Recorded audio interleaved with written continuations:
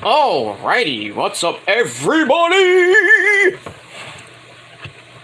Your master and God is here. Yeah.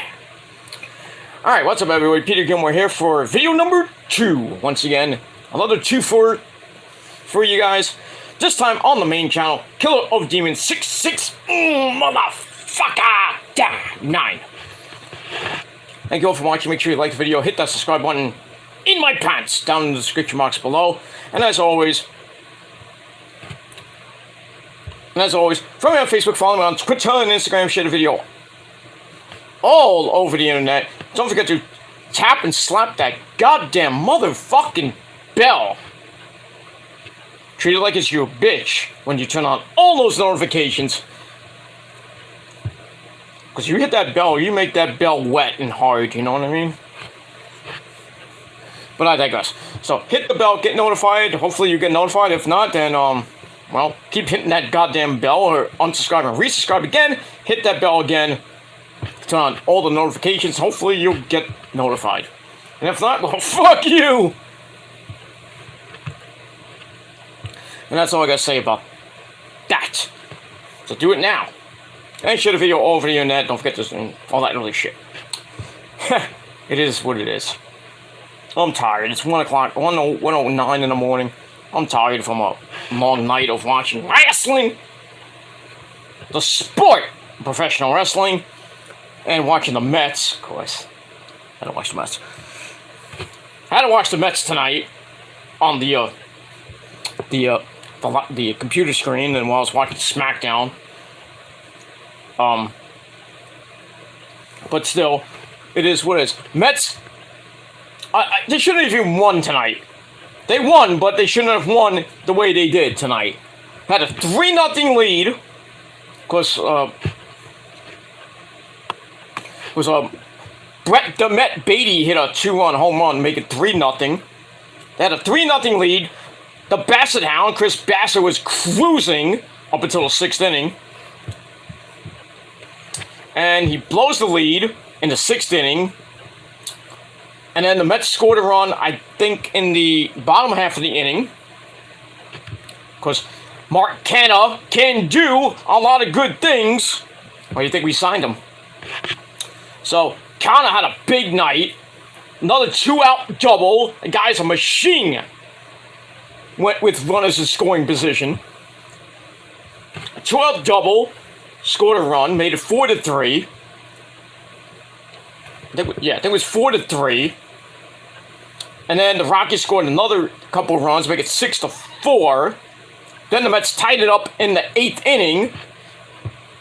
Guess who got it? Guess who got the 2 runs again? Canha again. Can do again. Made it 6-6. And then they had to play the trumpets played, and my good buddy Edwin Diaz, Sugar, came in and shut the door. And 9th inning comes.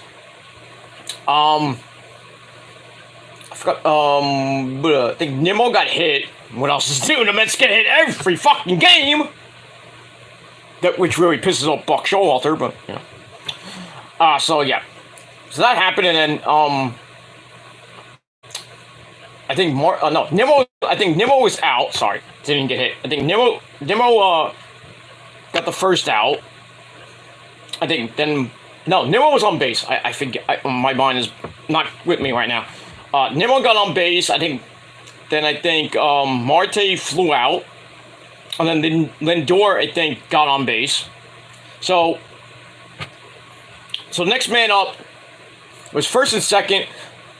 The polar bear, Big Petey Alonso, does what Peters do, and that's win. That's what Peters do. We win. And that's what he did. Ground ball into the hole, base hit, scores Nimmo. The Mets win. The Mets win. Yeah. Loved it. So the Mets win.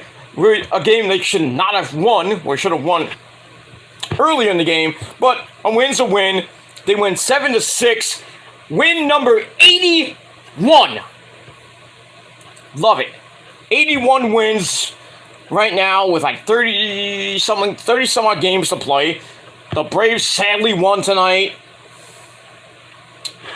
Thank you very much, St. Louis, for, thank you very much, and fuck you, Nolan Arenado, for taking a day off for paternity reasons. You had to go on the paternity list, so you had to take the game off because your wife or whatever is having a baby. I mean, that's nice and dandy, but I mean, your team is in a pennant race? I mean, come on. And we know the Met fans need the Cardinals to, like, win here. We need the Braves to start losing again, like going like a nice 30-game losing streak would be nice. But they have an easy schedule like the Mets do coming September. So the Braves won tonight with the goddamn due. So the Mets lead is still 2 going into this weekend. But the backside of the Mets 4-game series against Colorado. David Peterson pitches tomorrow for Old Timers Day, which begins at 3:30. That should be fun. I might watch a little bit of it because it has a lot of old time Mets gonna be playing. I think they're playing. I doubt they're playing, but just be there. Dr. K, Dwight Gooden's gonna be there. Bartolo Don't Call Me Colon is gonna be there. That's my favorite cologne. Did you guys know that? My favorite cologne is Bartolo Cologne. When they go out with the ladies, they put on cologne. But not just any cologne. Bartolo Cologne. So he's going to be there. Daniel Murphy's going to be there. Keith Hernandez, Ron Darling going to be there. All the old time, most of the Mets. Dave Wright's not going to be there, which sucks. Piazza. Hey, Pizza, get a job. Some of the 86 Mets will be there, which is nice. And the old school, Ed Kranepool's going to be there. Some other guys from the 69 Mets and Lee Mazzilli, I think, is going to be there too. He was actually doing the game tonight. He was actually in the booth. We haven't seen Mazzilli in a long time. I know his dad, which is shocking. I know Lee Mazzilli personally. I know him and his dad. Well, his dad, rest in peace. But his dad used to come into my dad's job all the time, talking about the Mets. Blah, blah, blah. I remember when Lee Mazzilli became a Met. Just the first and second time. I met him in 86, too. So, great guy. Lee Mazzilli's a great guy. Former Yankee, didn't really do much for the Yankees. Not much, but he won a couple titles. But I think it was just as a coach, but he didn't really I don't think he really played for the Yankees. He was just a coach. But great Met player. Great Met. That's all I got to say about that. But yeah, anyway, the Mets won tonight. I'm happy about that, but, I'm not looking forward to this weekend. Peterson Saturday. Trevor Williams on Sunday. That's a possibility because Max Scherzer was supposed to pitch Sunday, but now I think Bucky Boy is going to move him back a start, and he's going to pitch Tuesday night against the Dodgers, which is going to be a humongous series. That could be the preview for the League Championship Series. If the Mets get there, but so we could see. We'll see what happens with it. But so probably be Peterson and Trevor Williams next 2 days, and then that Dodger series on Tuesday. Scherzer, DeGrom, Bassett. Are you kidding me? That's going to be a hard series for the Mets. Probably the only hard series in September, next to the Braves series at the end of the month. But it is what it is. As far as the Yankees go, they were winning. They won last night, like 35-0 against Oakland. They were winning, I think, tonight. I know Judgy Wudgy hit number 49 tonight. Still injecting those goddamn steroids. Yeah, he'll win the AL MVP. He won't win anything else. The Yankees are going to go into the World Series. They ain't winning this year. If they want to get to the World Series, they're going to put the whole kit and caboodle on Judgy Wudgy, and his back can't even handle that. And you probably say goodbye to him if he doesn't re-sign next year. He could come to the Mets. I don't give two shits, really, but we don't need him, but I'd rather have Nimmo over Judgy Wudgy. That's just me. We don't need a steroid user on the Mets. Just saying. Just saying. But we got that. So the Yankees are winning in Oakland. They're gonna sweep Oakland. Oakland stinks. Then they go to Anaheim. They're probably gonna sweep Anaheim. Whoop the goddamn do. Build that lead. That's already, I don't know how many games they're up now. There were 8. Probably be 9 or 10 by the weekend, but we'll see. Saw my eyes hurting. Ugh!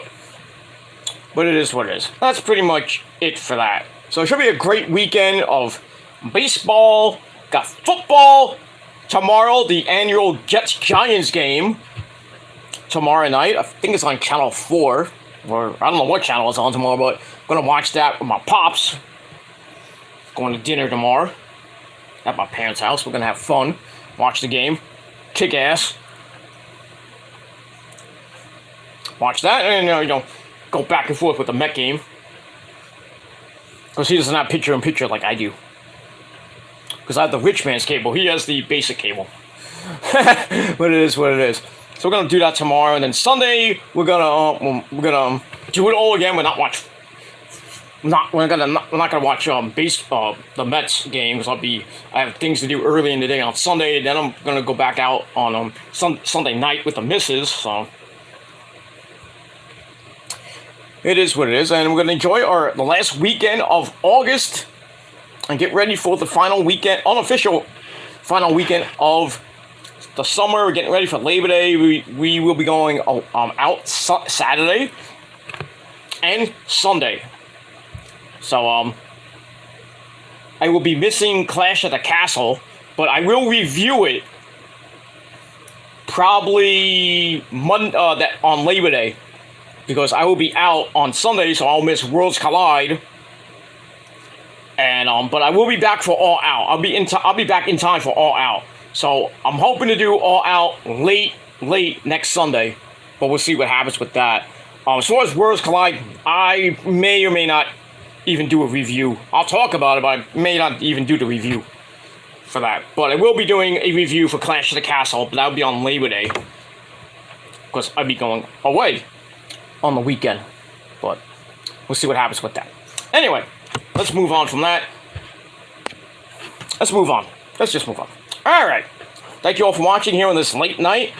And on this late night, we got my good buddy from jolly old England, speaking of England and Clash of the Castle, my good buddy Will Rowley Sport Rowley had a pretty good stream earlier today.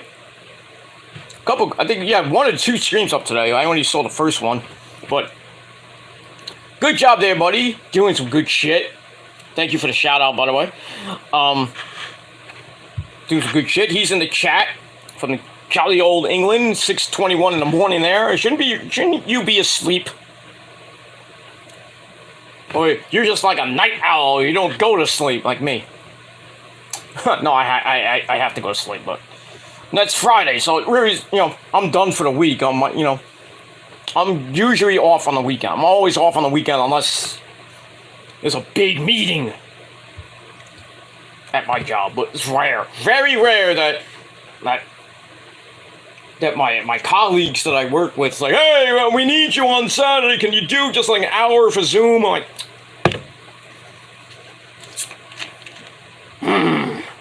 but I get paid for it too. I'm happily get paid for that. I don't care. But it is what it is. But usually every Sundays I'm always off now, which is great. With the football season coming, I don't want to be bothered. I'm like, leave me alone. That's it. Speaking of football, I know I'm going on tangents, but it is what it is. My show, I can do whatever the fuck I want. Speaking of football, American football, for you in England, soccer. But American football, I just got an email from the anonymous GM. No, I didn't get. No, it wasn't him. But I did get an email that my football yearbook, my statistic yearbook that I usually get, the Bible of all sports, like this one, I'm getting. I ordered the football yearbook for this season, and it is coming tomorrow, sometime tomorrow, probably in the mail tomorrow, or maybe tomorrow morning. That's but I have to check the mail when I get up in the morning, because it could come anytime between 9 a.m. and 9 p.m. But I'll be out. So, but if it comes like later than when I go out, it'll just be on my, just be in my mailbox when I get home. But yeah, it only took a couple of days to get that. I ordered it Tuesday morning, and now it's gonna be Saturday, so Wednesday, Thursday, Friday, 3 days, maybe 3.5 days at most, and it was coming from Birmingham, Alabama. So that's good. I like to get things fast, you know what I mean? Just like I get pussy. Oh. But I digress on that, and we'll move on from there. But what's going on, Will Rowdy? How you doing, sir? Hope you had a good day, and I hope you have a great weekend. That's all that matters. He says, it's 6:08 a.m. here, Pete. I'm tired. Well, it's 1:23 at this moment right now, and I'm tired too. I had to get up early. I had to get up and I had to go to work for a few hours, because I had to get out early because I had a physical therapy today. Yeah, I'm back in physical therapy now. I know you didn't watch my stream last night, or the other night. Yeah, this thing was last night. So I'm back in physical therapy because I'm getting work done on my back, my shoulders, my neck, my legs. I'm getting a whole rotor-rooter for physical therapy. So I went today for my second session, and they worked on my neck and my shoulder again, and then my entire back.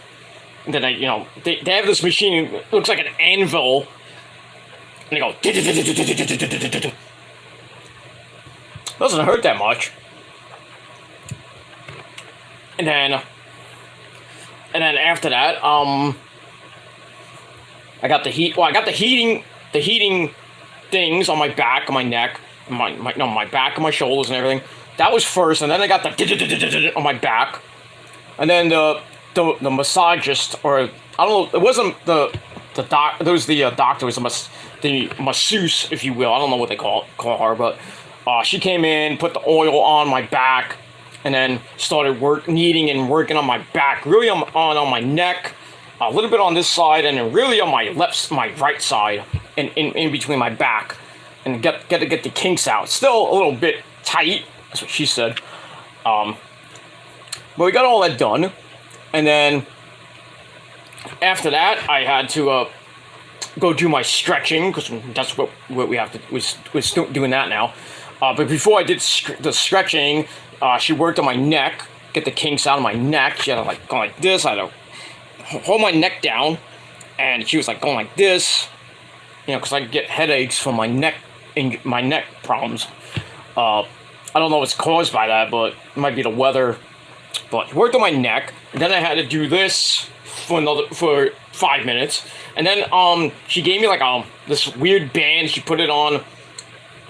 It looked like an exercise bike, but put on the handle, and I had to go like this, and I had to go like this, I'm pulling it like this, or like this, or like this. Not like this, you know what I mean, but but it is what it is.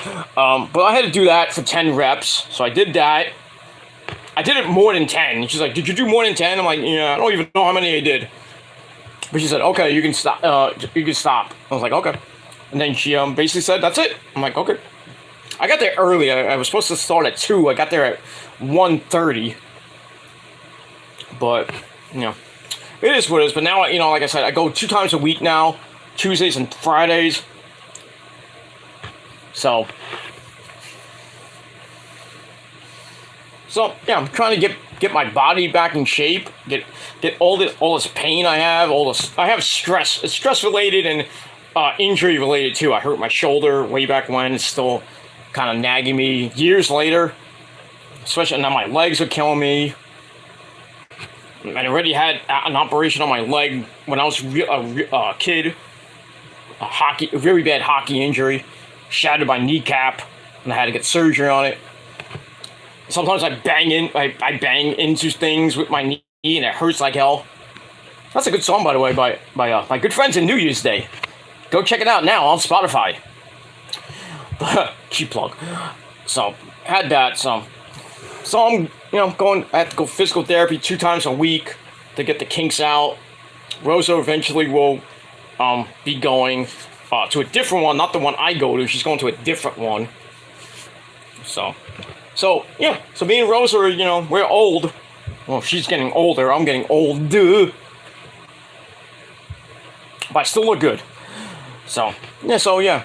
We're just getting the bones fixed, and hopefully in the next couple months, I won't be having problems with my back and my neck and my arms and my legs and my feet, my dick. No, I won't have problems with that. But it is what it is. So yeah. So basically, I'm the reason why I'm going to physical therapy because of my posture. Because I have like a hunch. I'm not a hunchback, but I have a. If I don't get it fixed, I might, when I get older and I'm like an old man, sonny, I might have a hunchback and it won't be very pleasant, at the old folks' home. No, I'm not gonna go there, but. Hey there, sonny, how's your hunchback? Get away from me, you old woman. But it is what it is. So I'm doing that. So good shit. Anyway. Excuse me, I'm dying already. So I'm doing that. So it is what it is. But anyway, enough bullshit. Let's get to the meat and potatoes of the video. So thank you all for watching here on the Kill Demons channel. Video number 2. Check out my rant channel, my rant video down below in the description box. I did a special thank you to a couple of comedians who did cameos about me today. I got 2 videos in my inbox from certain people. Not any members of the Prophecy. You think that I got them from like my good friend E or fan of YouTube or anybody else? You have no proof of that, and it wasn't them anyway. But anyway, yeah, I got a couple of cameos made about me roasting me, and really wasn't a roast. It just made me laugh uncontrollably. So link down below to that video, and in that video itself is the two comedians who roasted me, but didn't really trigger me or anything like that. I just found it hilarious, and thank you for the support. And that's that. But it is what it is. But the people that sent these the comedians the cameo, good job. Made me happy. More publicity for me. And that's all I gotta say about that. So link down below. All right. Now at 1:31 in the morning. I know it's late. It's Friday night. You know what that means. The freaks come out at night. The freaks come out at night. Woo, woo! Okay, no. It's Friday night. You know what that means. It is time for your late night Smackdown and AEW Rampage review for August the 26th, 2022. Or if you're watching this video from somewhere else, you're watching this on August the 27th, 2022.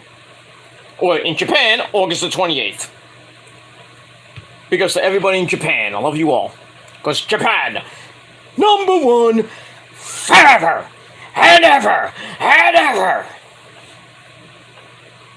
And that's all I gotta say about that. Alright, so let's get to the wrestling for tonight. We're gonna start with Smackdown. I usually start with Rampage, but I'm gonna start with Smackdown this time. Smackdown was pretty damn good this week. No debuts, really. But a very interesting show. It started off a little bit slow. Then it kind of progressed. And by the second hour, it was pretty good. The main event of Drew McIntyre and Sami Zayn was okay. Then the aftermath with Roman and the Usos was freaking epic. And that's pretty much it. So we're 1 week away from Clash of the Castle. and we'll get all that. All right, so we will begin. Sorry, I got my allergies acting up, so I apologize. All right, so we are from the Little Caesars Arena in Detroit, Rock City. Great song by Kiss. And if you don't like Kiss, fuck you. So we're in Detroit, Rock City, at the Little Caesars Arena. Pizza. We got that. And as always, our commentary team of Mitchell Cole and the legend himself, who boxed really bad tonight, Pat McAfee. So, that's that. And we will move on from there. Alright, so the pyro goes off. We are off and running with the show. And we start off the night with, guess what? A match. Right to the action. Which, Hunter, you need to start doing more of. As, as my ex-girlfriend Ashton Marie used to say, a little less talking, a lot more action here on PCR. I mean, no. Sorry. that's a radio joke. A little less talking, a lot more action. So let's get right to the action, which I loved. So we started with the first match of the night. Ricochet takes on Happy, Slappy, boring as fuck Corbin. So, Corbin's on a losing streak. Ricochet, after beating him last week, we get a rematch. What else is new? Typical WWE. Rematch City. We're gonna get that again every fucking week, Hunter? I hope not. I don't want to see like Bianca Belair against Bayley for the next 8 weeks on freaking Smackdown and Raw. Who's booking this shit? Bruce. But anyway, Ricochet starts fast and furious, knocking Corbin to the outside before backflipping into that Superman pose. Anyway, we go back in. A drop kick sets up a standing shooting star press by Mr. Prince Puma himself, otherwise known as Ricochet. Gets a near fall on Corbin, and he continues the fast streak. He loads up for a springboard, only to get knocked out of the air. And then Snorbin Corbin pounds away at him, gets knocked down for another flippy dippity on the outside. As we go to break, and Pat McAfee's like, yeah! So we go to break, we come back, Corbin hits what looks like a world's strongest slam onto the announcer's table, which did not break. I am the table! He starts hammering away on the inside, and Pat McAfee's like, what are you doing? So then Ricochet tries a handspring and gets thrown right back down as Corbin continues the beat down. But Ricochet gets out of that, starts his comeback with a spinning DDT to get out of trouble.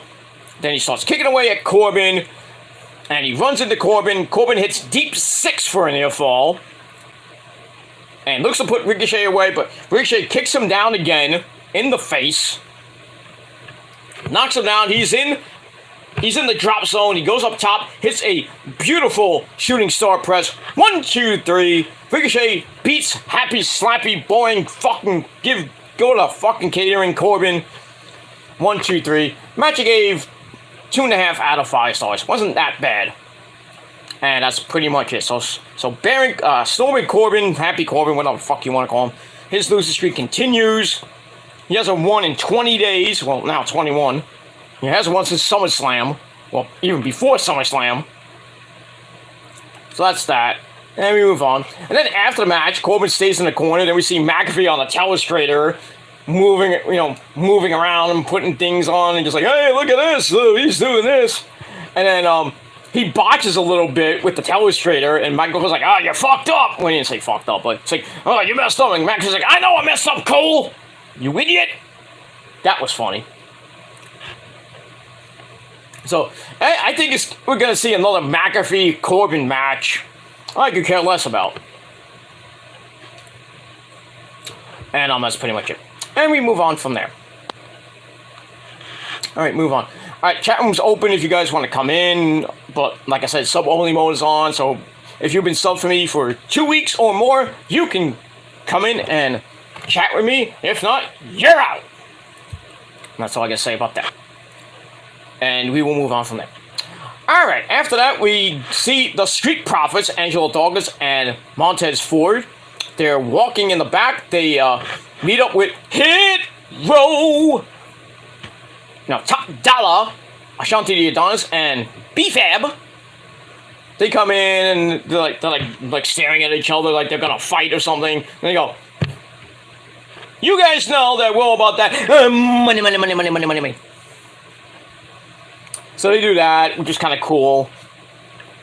So we'll see what happens with them. Once reported that Hit Row and the Maximum Male Models, Eli Drake's group, Max Dupree's group, was supposed to have a segment. Well, we'll get to that a little bit later, and we move on from there. Alright, so I gave that 2.25 out of 5 stars. Then we go to the first part of a long video entitled Drew's Journey Home. Talking about, the first part talked about his path to get to the WWE.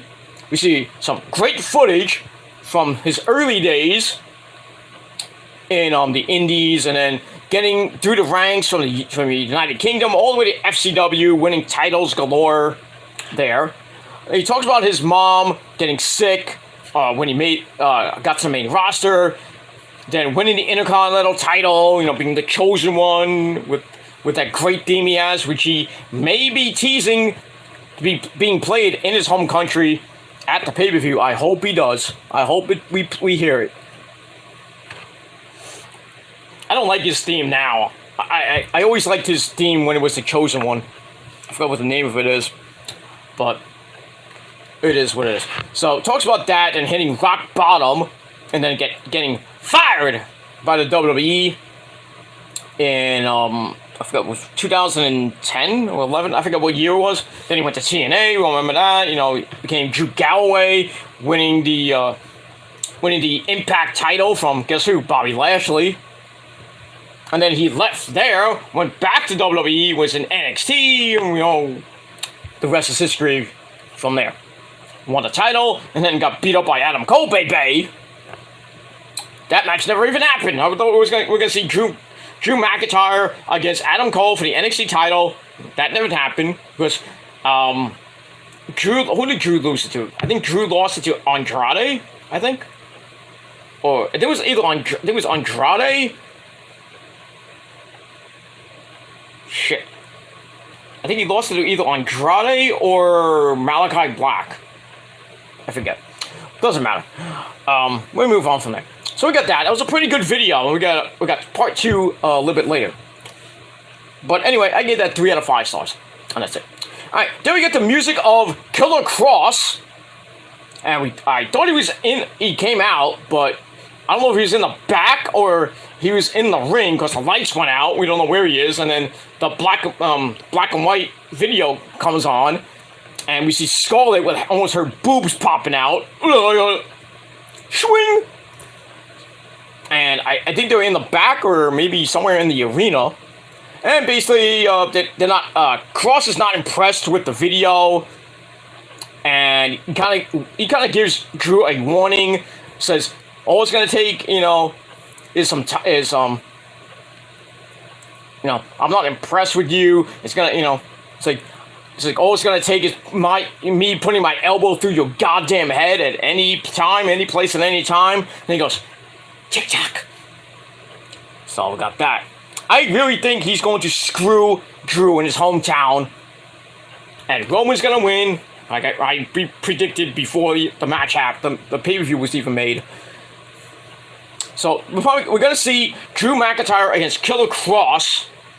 Probably after the pay-per-view. And probably going into the next pay-per-view, which is Extreme Rules. And, Roman just probably takes the Extreme Rules off. But it is what it is, and that's it. So I give that 2.5 out of 5 stars, and we'll see what happens with that. Killer Kross makes his in-ring Smackdown debut next week. So that's pretty damn good. And that's that. And I'm moving on. Alright, I have to take have to go use the bathroom, so I'll be right back, guys. I'll be right back. I have to use the bathroom, and I really have to use the bathroom. But it is what it is. But yeah, I had to take a mean one, but that's it. Alright, so we're back. We're get back on track. Alright, so we got Killer Kross and Scarlett with a beautiful, with a pretty damn good promo. They're not impressed with Drew, and Kross says, you know, I'm gonna put my elbow through your freaking head any place, anytime. TikTok. And that's pretty much it. So like I said, I gave that 2.5 out of 5 stars. And we will move on from there. Alright, after that, we get to probably the worst match of the night. The Fatal 4-Way second chance match. Because the teams that lost in the tournament get a second chance because Toxic Attraction had to pull out, no pun intended, pull out of the tournament because Gigi Dolan got injured in the first round. It was supposed to be Toxic Attraction against Raquel Gonzalez and Aaliyah. But now we got this Fatal 4-Way match to determine who faces Raquel and Aaliyah later in the night. So we got Natalya and Sonya Deville taking on Shotzi Blackheart and Kung Lao, Xia Li. Basically, it's Kung Lao.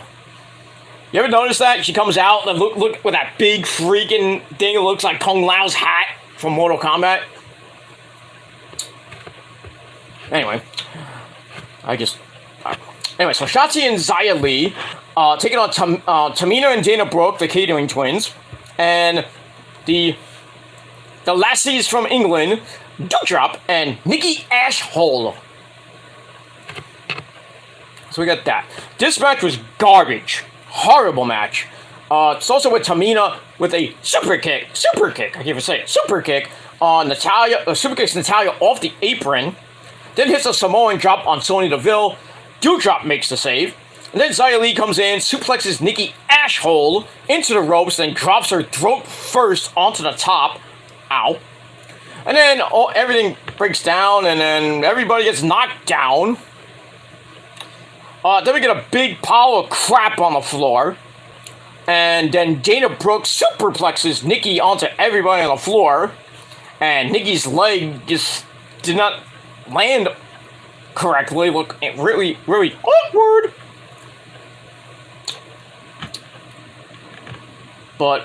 And then Sonya Deville immediately throws Nikki in. And 1, 2, 3, good night. 3-minute suckfest. Did I say 3 minutes? But yeah, so Sonya Deville and Natty get the win, and they will face Raquel Gonzalez and Aaliyah later on in the night to see who goes on to the finals of the tournament to face Sky Kai, Io, and Dakota Kai. And we'll see what happens with that. But this match, I gave 1 out of 5 stars. It was just garbage. With four teams that stink. They just threw them together. Besides Sky, Doudrop and Nikki, the only actual tag team. Everybody else was put together. I feel bad for all 8 ladies having to wrestle like that.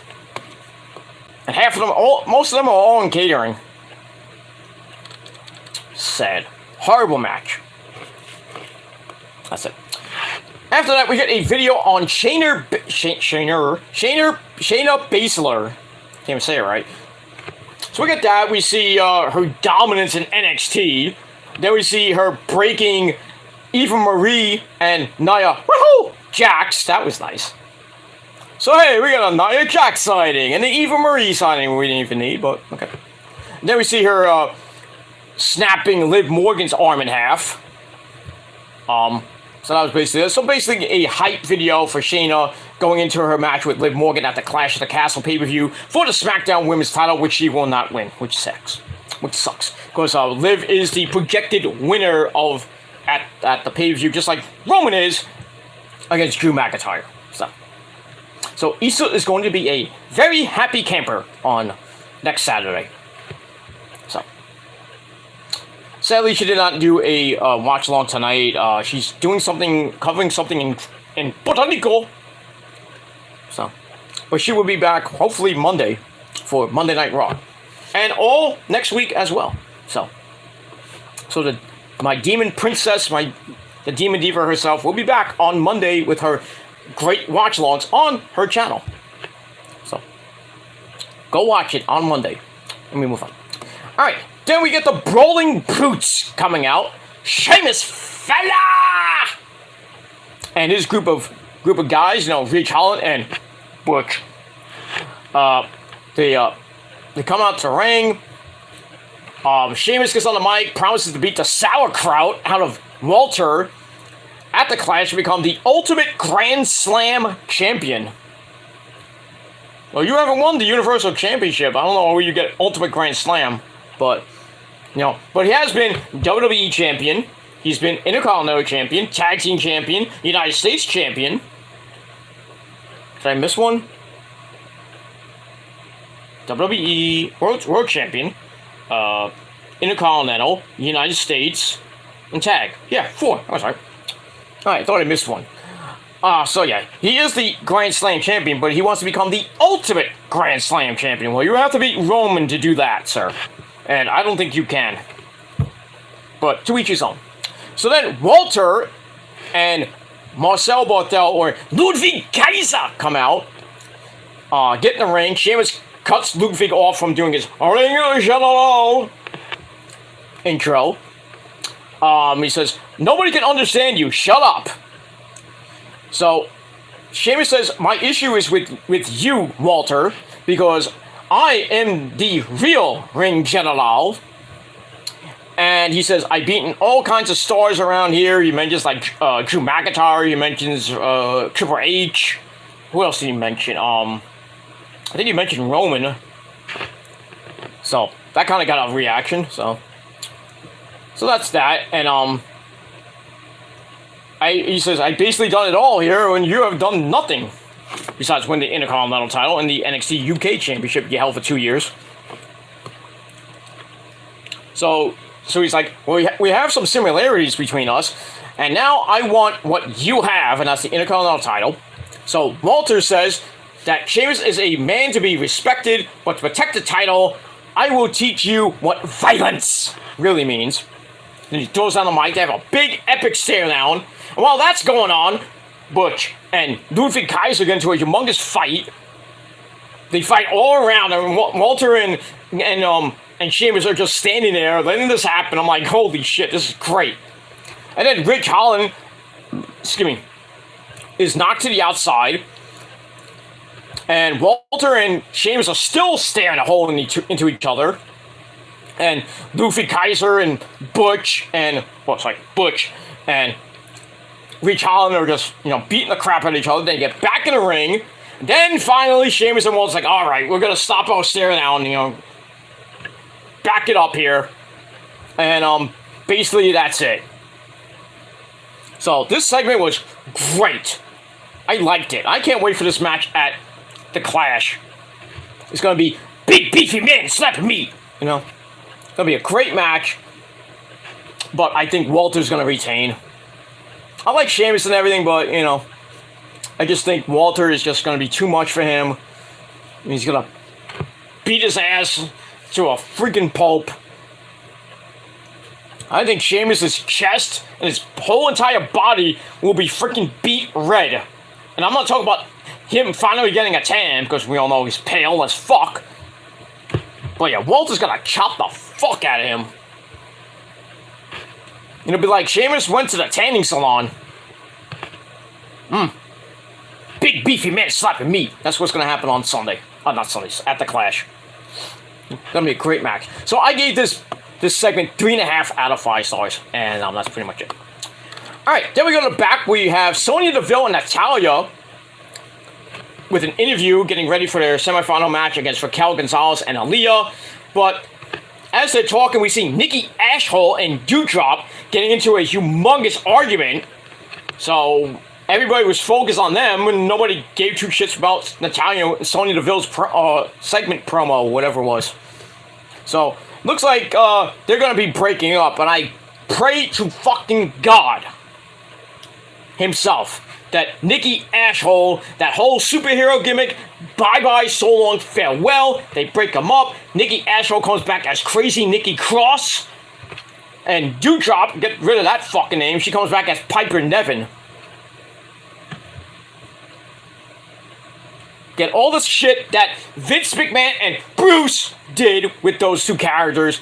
And Hunter is gonna hit that reset button like he did with Kevin Owens. I guarantee you that Nikki Cross and Piper Niven will be names that we'll talk about for the next few months going into 2023. Because they'll be back to their original gimmicks. It'll be great. There probably won't be a tag team unless well, Hunter just says, oh, we're going to hit the reset button. They'll come back as a tag team, but, you know, Crazy Nikki Cross and Piper Niven. But it is what it is. Alright, so I give that 2.25 out of 5 stars, and that's it. Alright, then we go to the back where we see our good friend Sami Zayn. Sorry, Jordan, I'm sorry. He just looks like Sami Zayn. I'm like, look at Sami Zayn, look at J-Man. Almost a similarity, except, you know, Jordan has not much hair, sorry. And Sami Zayn has, you know, red hair. So, kind of a little bit of similarities in the face and, you know, the hair.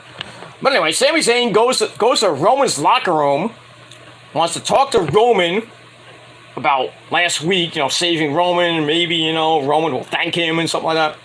So, he knocks on the door, and then the Usos come out, and, Sami's like, hey, what's up, Usos? How's it going, you know? So Jimmy comes out, he's smiling, and Jey Uso, like, what's this motherfucker doing here? So the Usos say they're not cool with Drew still walking, and they're talking to Sami, and then Jey Uso's like, I was like, you're a bitch, you know, what are you doing here? Leave my cousin alone. But anyway, we hear Roman in the background saying, oh, who's at the door? And then Sami's like, hey, Cowboy Chief, can I come in? And then Roman's like, oh, sure, come on in. So Sami goes in, and he's talking to Roman. Roman's like, sit down. So he sits down. Roman tells him that Sami lost last week. And then we see Jey Uso going, but Roman says, I appreciate what you did last week to help me out. You know, sacrificing your body and everything, blah, blah, blah, blah, blah, blah, blah. And that's something that family would do. So he tells him that Roman needs another family. I don't know what that meant, but anyway, he says he needs Drew distracted so he doesn't have to deal with him at Clash of the Castle. So Sami's like, I don't know, but I'll do it. So that's kind of, he's like, oh, that's cool, blah, blah, blah. And then he says, I got this. He kind of is a little bit skeptical and, like, you know, a little bit worried. But he says, don't worry, Tribal Chief, I got this, don't worry about it. He says, let's make this a team effort. So he wants Roman and the Usos to come out and help him if he needs them. But Roman's like, no, I don't do shit by myself. So I'm gonna sit in the back and watch you get your ass whipped. But, you know, and then Sami's like, oh, we'll make it work, don't worry about it. So we'll see what happens with that. So I gave that 2.5 out of 5 stars. And we'll move on from there. I like these Roman Sami segments. It's pretty damn good. Pretty damn good. They communicate very well. But, you know, I just don't like him wearing that goddamn Bloodline shirt. I just don't. But it is what it is. You'll see why I don't like it, but Roman had a plan all along. We'll get to that in a minute. We'll move on. Alright, then we go to our next match. If I can get my notes in order.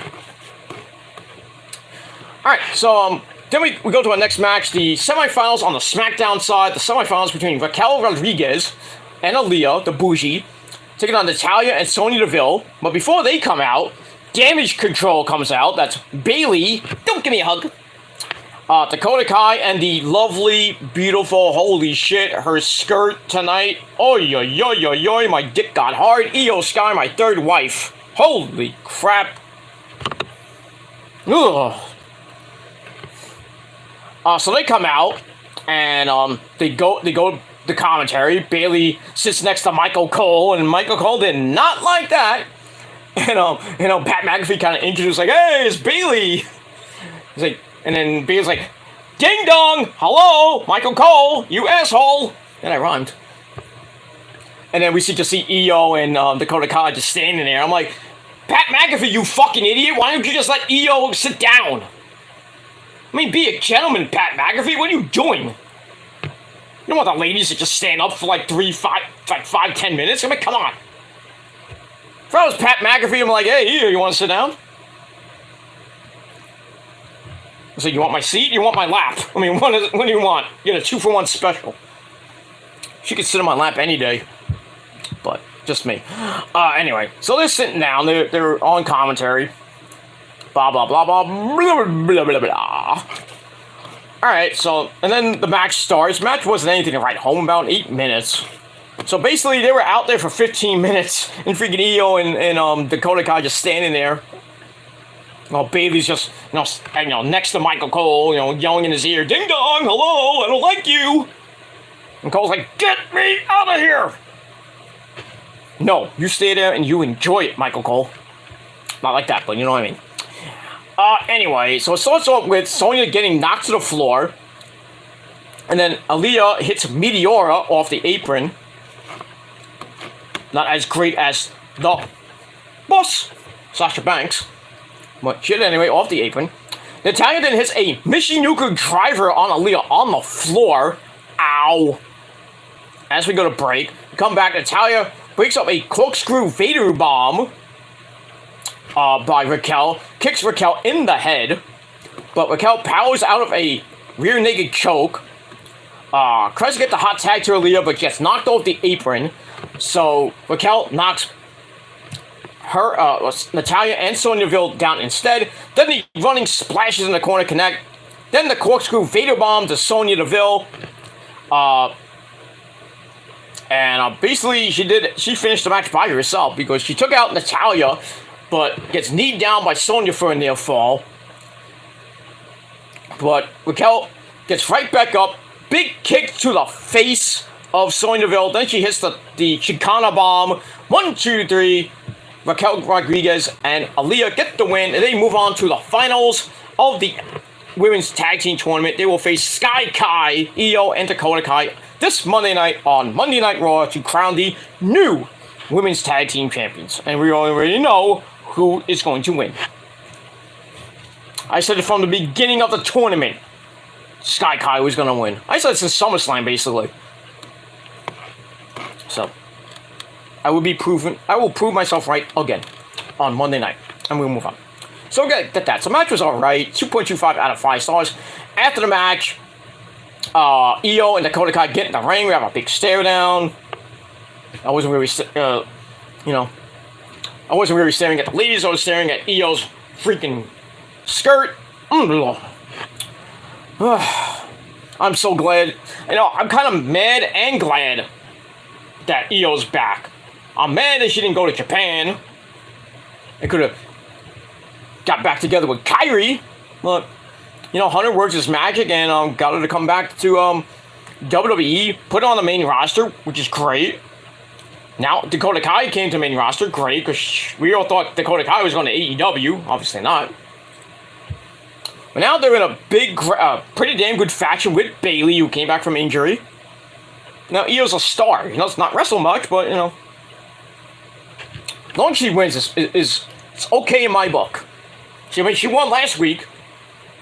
She won this past Monday, I should say. She got the win for her team to go to the finals. She's a big breath of fresh air. She makes me happy. In my pants. But it is what it is. Io Sky.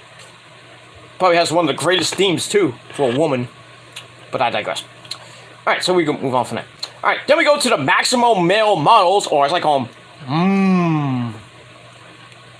So we have Monsoir and Marseille trying to do a photo shoot, and we have Max Dupree and Maxine Dupree next to them.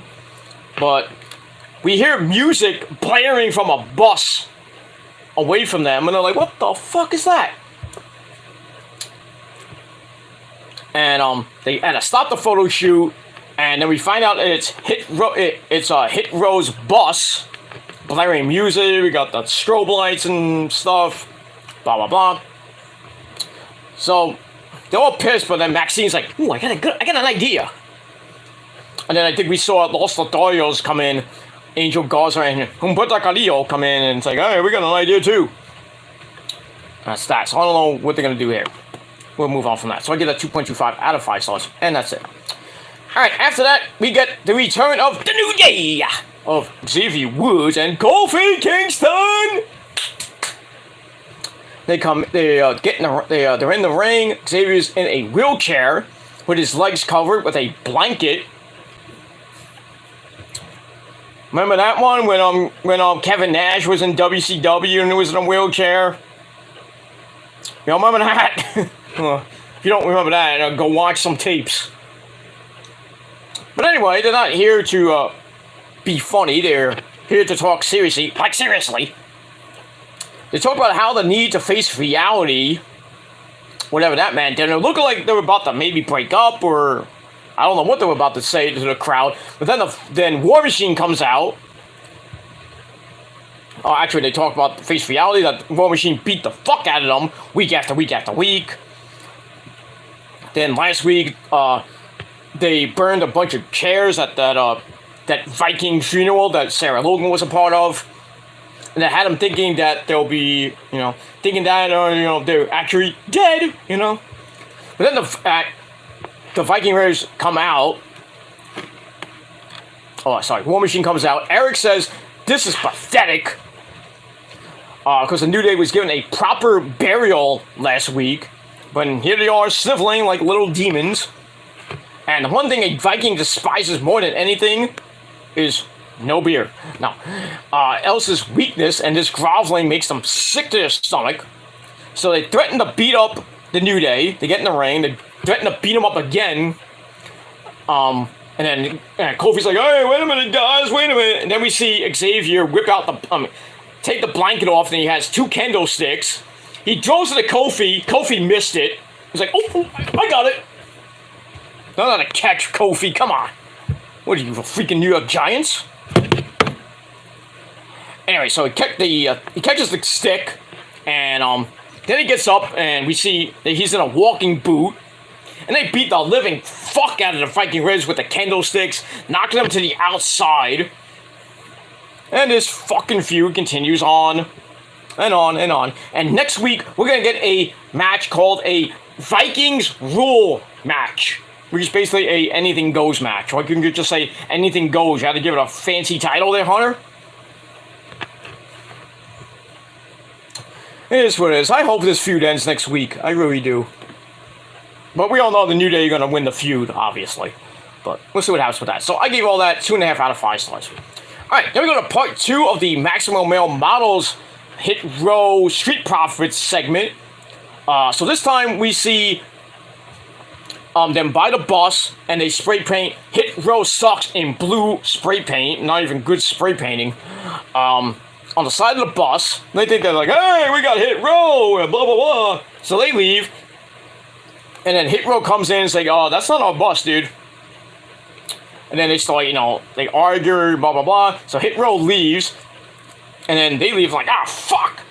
And then the Street Profits come out of the bus. And they see what happens. And they're like, So it looks like we get a possible tag team. I think we got a tag team match next week. I forget. There was a Hit Row versus...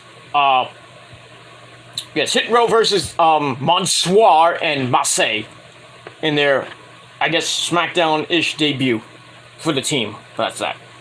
So I get that 2.25 out of 5 stars. And we move on. Blah, blah, blah, blah, blah, blah, blah, blah.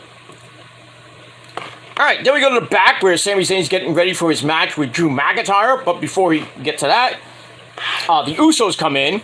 And Jey Uso, once again, yells at Sami to handle his business and never disrespect me in front of my family ever again, or you will get your ass kicked. And you won't need El Generico to fight for your battle. But it is what it is. Jey Uso really hates Sami Zayn. I don't know, it's not personally, but yeah. You don't diss family. Especially the Usos, because as we all know, the Usos and the Bloodline, like the Prophecy, we the ones. And that's that. So we'll see what happens with that. Here we move on. So I get that 2.25 out of 5 stars. Then we get the second half of the Drew McIntyre Journey Home video, which this one features the return to WWE, the rise to the top, from NXT all the way up to the top, winning world titles from beating Goldberg and beating Braun Strowman. Blah, blah. Still can't beat Roman. So he said, now I need to get back to the top by defeating Roman again. When did you beat him before? Anyway, he promises to kick Roman's head off his fucking body. Yeah, he actually said the F word. Bleeped it, of course. So we'll see what happens with all that. I mean, they're hyping him up the wazoo, so you think he's gonna win the title in his hometown. So is Hunter gonna pull the trigger and end Roman Reigns' almost 2-year reign? Or does Roman beat Drew, and then I guess the next showdown he has is with Killer Cross, possibly either on a random SmackDown come later September or October, or it goes all the way to Survivor Series. And does Killer Cross beat him? I don't know. I really still think, and I'm going with this, and I might eat crow for saying this, but I really think Roman is going to lose the title to Cody Rhodes, either at WrestleMania 39 or after WrestleMania. But like on a random Monday Night Raw. Probably the Raw after WrestleMania, maybe. Because that's the draft. The draft is now happening after WrestleMania, from what I've been hearing, which is great. Don't do it in October. Do it after WrestleMania.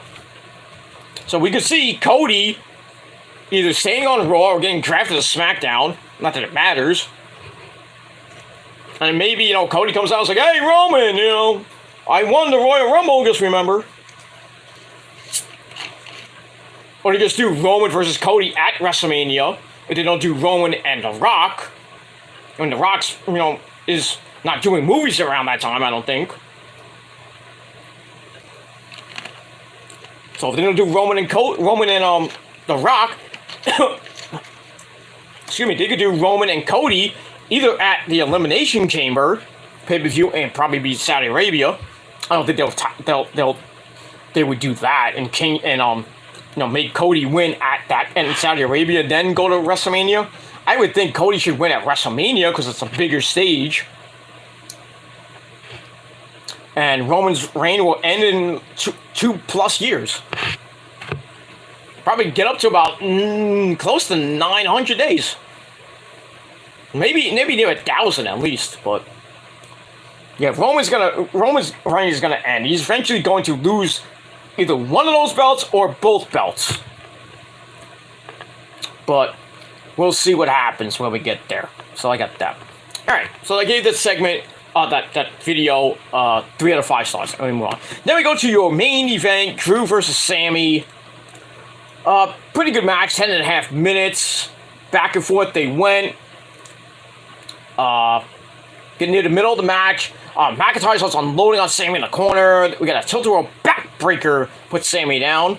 To get back up, Sammy manages a sunset flip bomb out of the corner as we go to break. We come back. Drew snaps off a overhead belly-to-belly suplex before snapping off an overhead belly-to-belly suplex again. Then a neckbreaker drops Sammy, but then the Usos come out to cause a distraction, which allows Sammy to grab the Blue Thunder Bomb, which never wins a match for a near fall. But Drew shrugs that off, hits the Claymore, 1, 2, 3. Drew McIntyre gets the win over Sami Zayn in 10.5 minutes.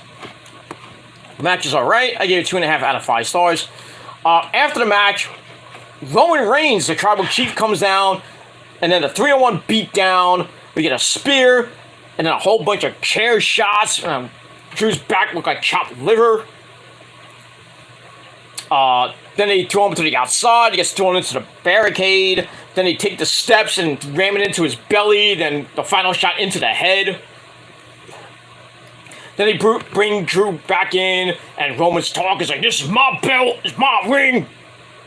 Blah, blah, blah. Then he locks him in the guillotine, chokes him out, and then Roman grabs a chair. He sits down over Drew and says, "This is my show. I'm not going to lose these until I say I don't want them anymore." Which could be next week. At this rate, Roman should never lose those belts. Well, eventually he will. That's all I got to say about that. So that's it. That ends SmackDown. It was a pretty good SmackDown, I think. So I gave it a solid 7 out of 10 stars. Solid 7. So we'll see what happens this Monday night on Raw and from Pittsburgh, and next week. Where's next week gonna be? I forget what next week is. But yeah, so next week we got that. I think I forget what next week is. They announced it, but I missed it. But so we got that for the go home show, and then they go right to Cardiff, Wales on Saturday. So as soon as they finish SmackDown, like at 10 o'clock, they're on a plane, and they finish at 10. For the wrestlers, they'll probably be there. 11, it's 10 o'clock. 11, it's 3 o'clock there. So by the time they get to England, it's the morning. Really, they should really tape SmackDown next week. That's just my opinion. I don't think they're going to do a full live show. I mean, got so many stars on next Friday. Unless the big stars are not going to be there, and they're going to go forward to England and just keep the mid-carders that they need. But I don't know. We'll see what happens with that. And we move on. So like I said, 7 out of 10 stars for that. And we move on. Alright, then we go to Rampage, which was from Cleveland, Ohio, at the Wolstein Center, or Steen. The Wolstein Center in Cleveland, Ohio. And our commentary team of the man behind the mask, Excalibur, Chris Jericho, the champion, partly Tony Baloney, the very legendary and very evil Tony Baloney, Schiavone, and good old JR, back on barbecue sauce. And we get that. Alright, so we get the pyro, and we're underway on Rampage. We start off with the final match in the first round of the tournament. We had the Dark Order of Johnny Hungy and Alex Reynolds, the Beaver Boys, teaming up with Preston, number 10. He actually was in the match this time. I don't know why they said he was not in the match. I think that was just a misprint. I don't know.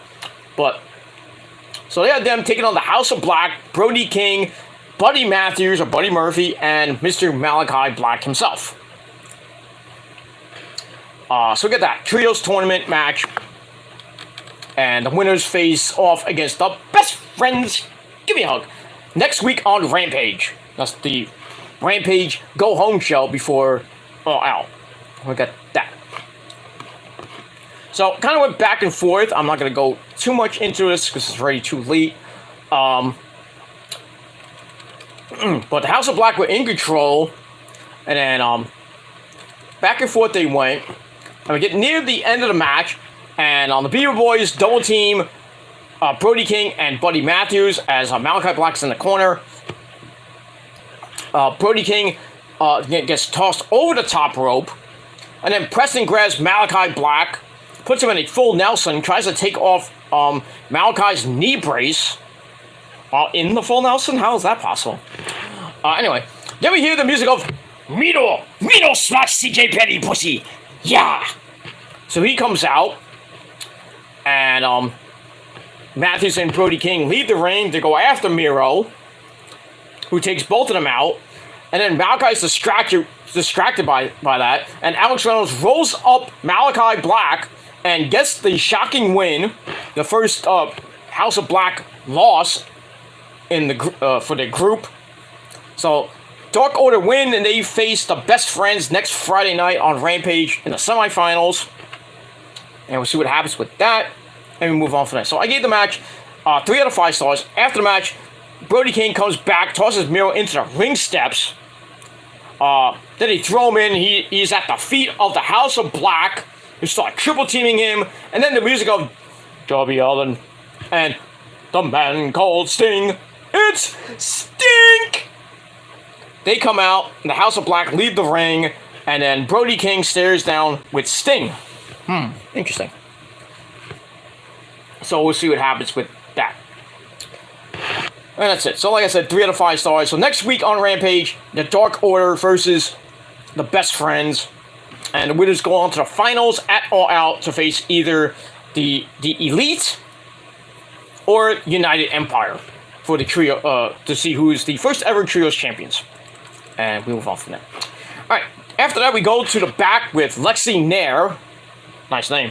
Lexi talking to the FTW champion, Send for the Man! He's there, Hook. He says, I don't care about the Jericho Appreciation Society challenging me for the FTW title. He's like, I don't care. And then he leaves, probably to have some chips or something. And then Parker and Daddy Magic Matt Maynard come in right after Hook leaves. Hook didn't just stay there and looked at them. I was like, oh, what are you guys doing here? So they start trash talking him and say, the Jericho Appreciation Society is going to take him down. I'm going to take the title. Then they make a challenge to him again, which will probably be answered next week, and we might see that at All Out. I would put that on the pre-show, but it's just me. I don't know. So I give that 2.5 out of 5 stars. And we move on. Alright, after that we get to match number 2, where we have the Hollywood Hunk, Dolph Ziggler's brother Ryan Nemeth, comes out, starts cutting a promo about Cleveland, says, I used to live in Cleveland, now I don't live in Cleveland. I moved to a real city and got with some Hollywood chick. I forgot her name. She's a big-time actress. I forgot her name. Don't care. Then he tries to get a Let's Go Hunk chant that it goes nowhere. Then he starts bad-mouthing the Cleveland Browns, which I thought was okay because the Browns suck. And then Wardlow's music comes, and Wardlow's supposed to have a match with him. Comes out to a big ovation because he's from Cleveland. It's a hometown boy. So he comes out, and they're starting to fight, and then Jay Lethal, Sanjay Dutt, Satnam Singh, and the Motor City Machine Guns come out. Chris Sabin came out. I don't remember if we saw Alex Shelley or wherever he was. Probably hanging out with Kushida. No, I'm just kidding. So Sabin comes out with them. Because Jay Lethal, if you didn't see Dynamite, he announced that, I got some friends that are going to team with me in that Trios tag team match All Out against FTR and Wardlow, which is ridiculous. So Chris Sabin comes out. I don't think we saw Alex Shelley, like I said. They just stand on the ramp and Sabin's like, hey look, I'm from Detroit.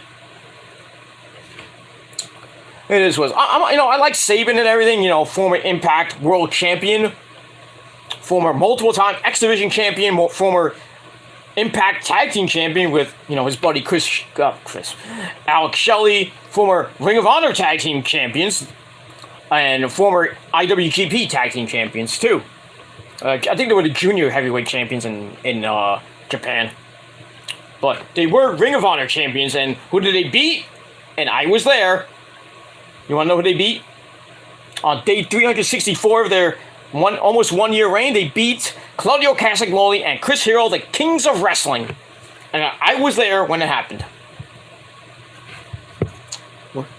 Really did not sit well with me because I had to go to Sarah Del Rey, Sarah D'Amato, and I forgot the other guy's the manager, and I was like, yeah, they were really upset. I'm like, it's okay. You'll get it back. Then never did. So I think right after that, Claudio stayed in Ring of Honor for a little bit. Then he left to go to WWE. Chris Hero went to the I think he went to back to PWG. And then got real fat. And then he came back as Cassius Ohno, and really NXT fucked him up. Not once, but twice. And then Hero came back to Ring of Honor for that one match against Adam Cole, baby. Came back at Final Battle, which I was at, by the way. Knocked Adam Cole out with the elbow.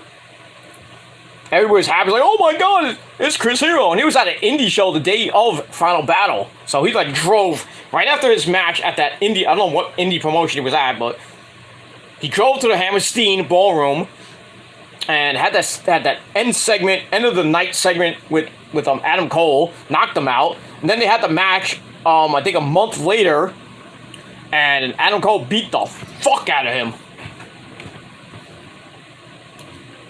And that was it. Then the last time I actually saw Chris Hero was at I think it was Fibro Wrestling.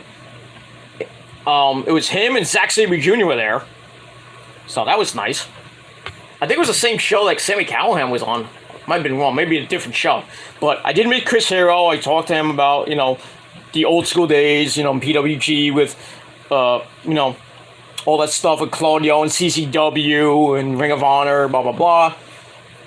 Talked to him about the Human Tornado. He's like, I don't know that guy. He's like, you should know who that guy is because you were managed by Candice LeRae back in the day, and you had that humongous feud back in 2006 with him when you were skinny.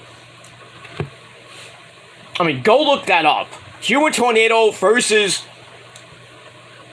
Chris Hero and Candice LeRae. And it culminated in a very, very fucking violent, very bloody guerrilla warfare match for the PWG title, which went back and forth between them. Just probably not even the most violent match I've seen in PWG. Not that one. It was violent, but not as violent as Steen. I think it was Steen Generico in Guerrilla Warfare. But that feud, whew, that was very, very, very violent. I mean, just go look it up. I think it was 2005, 2006-ish. Maybe 2007. But just look up Human Tornado versus Chris Hero Guerrilla Warfare match PWG. And just watch the entire feud. It is probably the most violent feud I've ever seen in an indie promotion. And that's pretty much it. Now, where was I? I forgot. Anyway. So yeah. Alright, so Chris Sabin, Jay Lethal, Sanjay Dutt, and something's gonna come out. Ryan Nemeth says he should be the champion. He should be the star. He calls Wardlow a loser. And before he can finish, he gets a headbutt from Wardlow. The match starts. Wardlow beats the fuck out of him. Powerbomb Symphony galore. 1, 2, 3. Wardlow squashes Dolph Ziggler's brother. Maybe a minute or two. So he gets the win, and that's that. Match he gave 2.5 out of 5 stars. And basically that's it. And then Wardlow just stares at Chris Sabin, Lethal, Sanjay Dutt, and Satnam Singh. That's pretty much it. That's that. Alright, I have some comments from Real House where I'll get to those in a minute. I want to finish this, and then I'll get to you right after. Okay? Bear with me, sir. Alright, so, it was an actual TNT title match. Why would you have a title match as a squash match? I don't get that, but anyway. Tony Khan booking. Gotta love it. Anyway, so we go to break. We come back from break. We go backstage once again with Lexi. This time her guests are Private Party, Isaiah Cassidy, and Mark Quinn.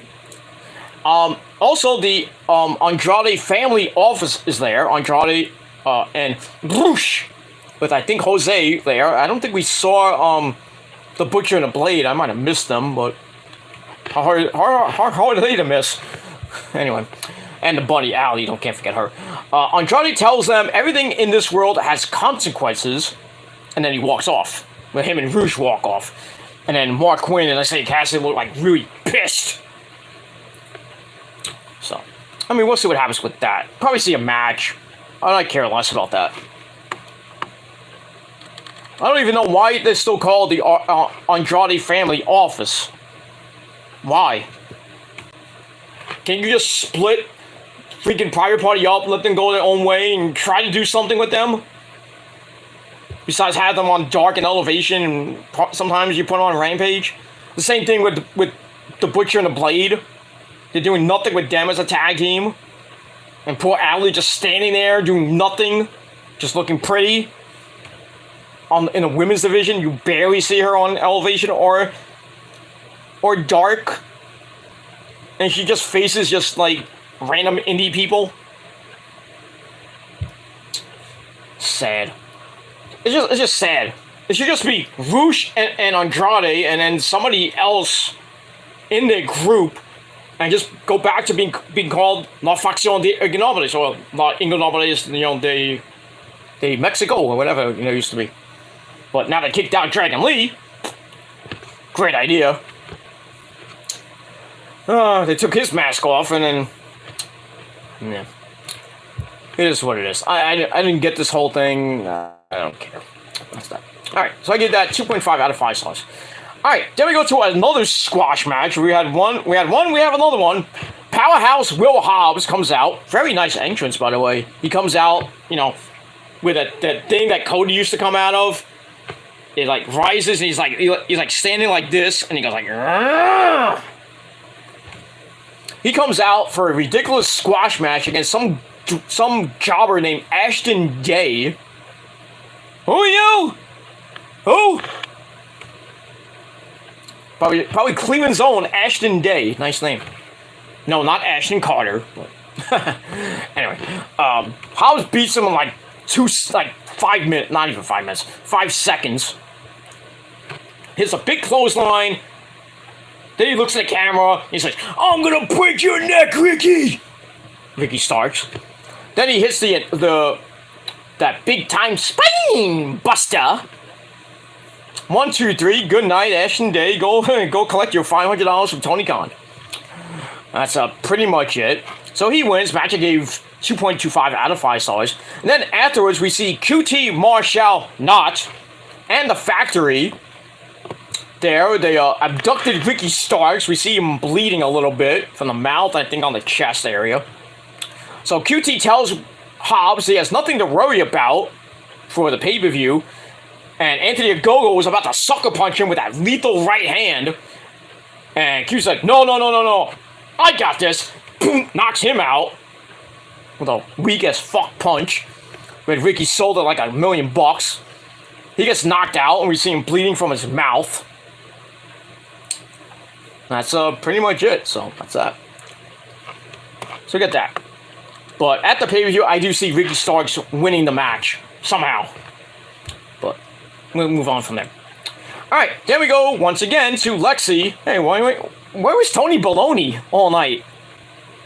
Oh, I know where he was. He was hanging out in Britt Baker's locker room. Being friendly.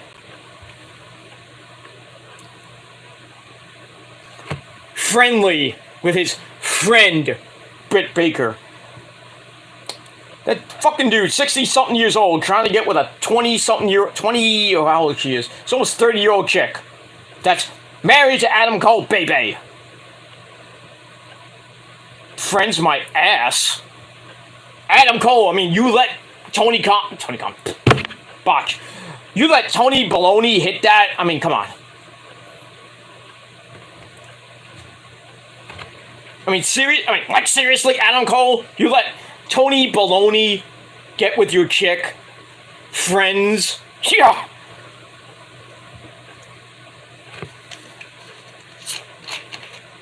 My ass there, Adam Cole. I think next time I'm on Twitch, I'm going to ask him that. I was like, how can you let Tony Baloney get with your chick? Friends. The next thing I know, I'll get banned from the fucking Twitch chat. And I'm already a member for 2 months, so... that 3rd month sub, I don't think it's going to happen. Not that I'm going to pay for it. Somebody actually bought it for me. It is what it is. I didn't need to. I'm just there to watch. I don't need like gifted subscription to watch Adam Cole. But thank you anyway. I got the same thing for everybody I watch on Twitch. Well, most of them, not all of them, but I got one from Paige, on Paige's Twitch. I got one from Orange Cassidy, not Orange Cassidy. I got one on Orange Cassidy's. I got one on Claudio's, and I got one on Chris Hero's. Who I followed yesterday, actually. Not yesterday, the day before yesterday. And I actually had a nice 5-minute conversation with the guy about old school wrestling in Japan, stuff like that. And he told me that his first run in Japan, his first tour in Japan was way back when. And he did a tour of Japan, and he started in Big Japan. Those crazy bastards in Big Japan before FMW was around the same time as FMW was around. Those people in Japan with their hardcore matches, they are sick fucks. I'm sorry. They are sick fucks. And we all know the sickest fuck of them all. Odita! Or, what's the guy's name with the goggles? I forgot his name. Kazuke, I think his name is? But in America, we all know the sickest bastards in America is Matt freaking Tremont and the legend himself, Nick fucking Gage! MDK all day, motherfucker! Yeah, Cody! MDK, Cody! Nick Gage, motherfucker! MDK all day, motherfucker!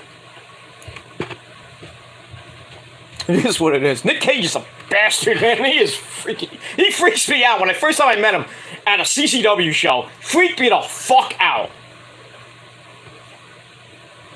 Not wrestling-wise, I mean, meeting him for the first time, holy shit. He's like, what's going on, motherfucker? MDK! And if you're in the entranceway when he comes out, I don't know if he comes out to it, but I think, I know sometimes, my friend Mikey Mittens on his Instagram, he plays For Whom the Bell Tolls by Metallica. Now, I don't know if he uses that music, but if you've been to a GCW show, especially in Atlantic City, and he comes out, he gets mobbed by all those fans by the entranceway and going to the ring. He gets mobbed. Like, get him in the ring already. It's like a freaking mosh pit when he comes out. I mean, you're lucky to even survive that. Ooh. I've done that a few times with Nick fucking Gage. Did that? I mean, especially at the Hammerstein. Oh, God. Oh, I'll never live that down. I was on stage for that shit. Oh, my God. He came out, and the freaking fans were just like swarming. I was like, holy shit, get me out of here. I almost got trampled. Holy shit, I wouldn't be talking right now. I wish I had Issa's little soundboard, you know what I mean? Take it easy. Why are you so crazy? Take it easy. Take it easy. I mean, some of you fans are freaking violent. I mean, calm down. I mean, it's Nick freaking Cage, but calm down. It's not like it's Roman or something like that. I mean, if it was Roman, I pray I'm not next to Issa. Holy shit. I'm gonna have to bring a bucket if I'm sitting next to Issa when Roman comes out. If you know what I mean. I'll need a bucket and an extra pair of underwear for her. Jeez. But it is what it is. But yeah, craziness. That's it. That's my story about Nick fucking Gage. Good man. It should be retired. The guy's 40-something years old, deathmatch king. And he's gonna have his probably his last match of all time against Moxley. I don't know when that match is. I don't know if it's in September or it's October. So they did Homecoming. That's over, but I don't know if they're doing something. I think they have shows in September or in October in Atlantic City. So I don't know if they're gonna do it there or in Los Angeles or somewhere else. They are going. I think yeah. No, it's ICW is going to Australia. But when that match happens, it's gonna be career versus GCW title.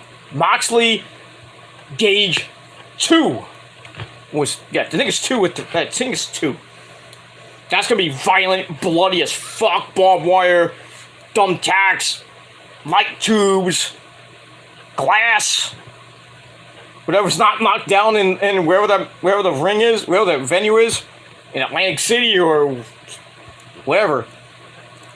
I mean, they're gonna get the pizza cutters, and then, you know, and I'm gonna watch it.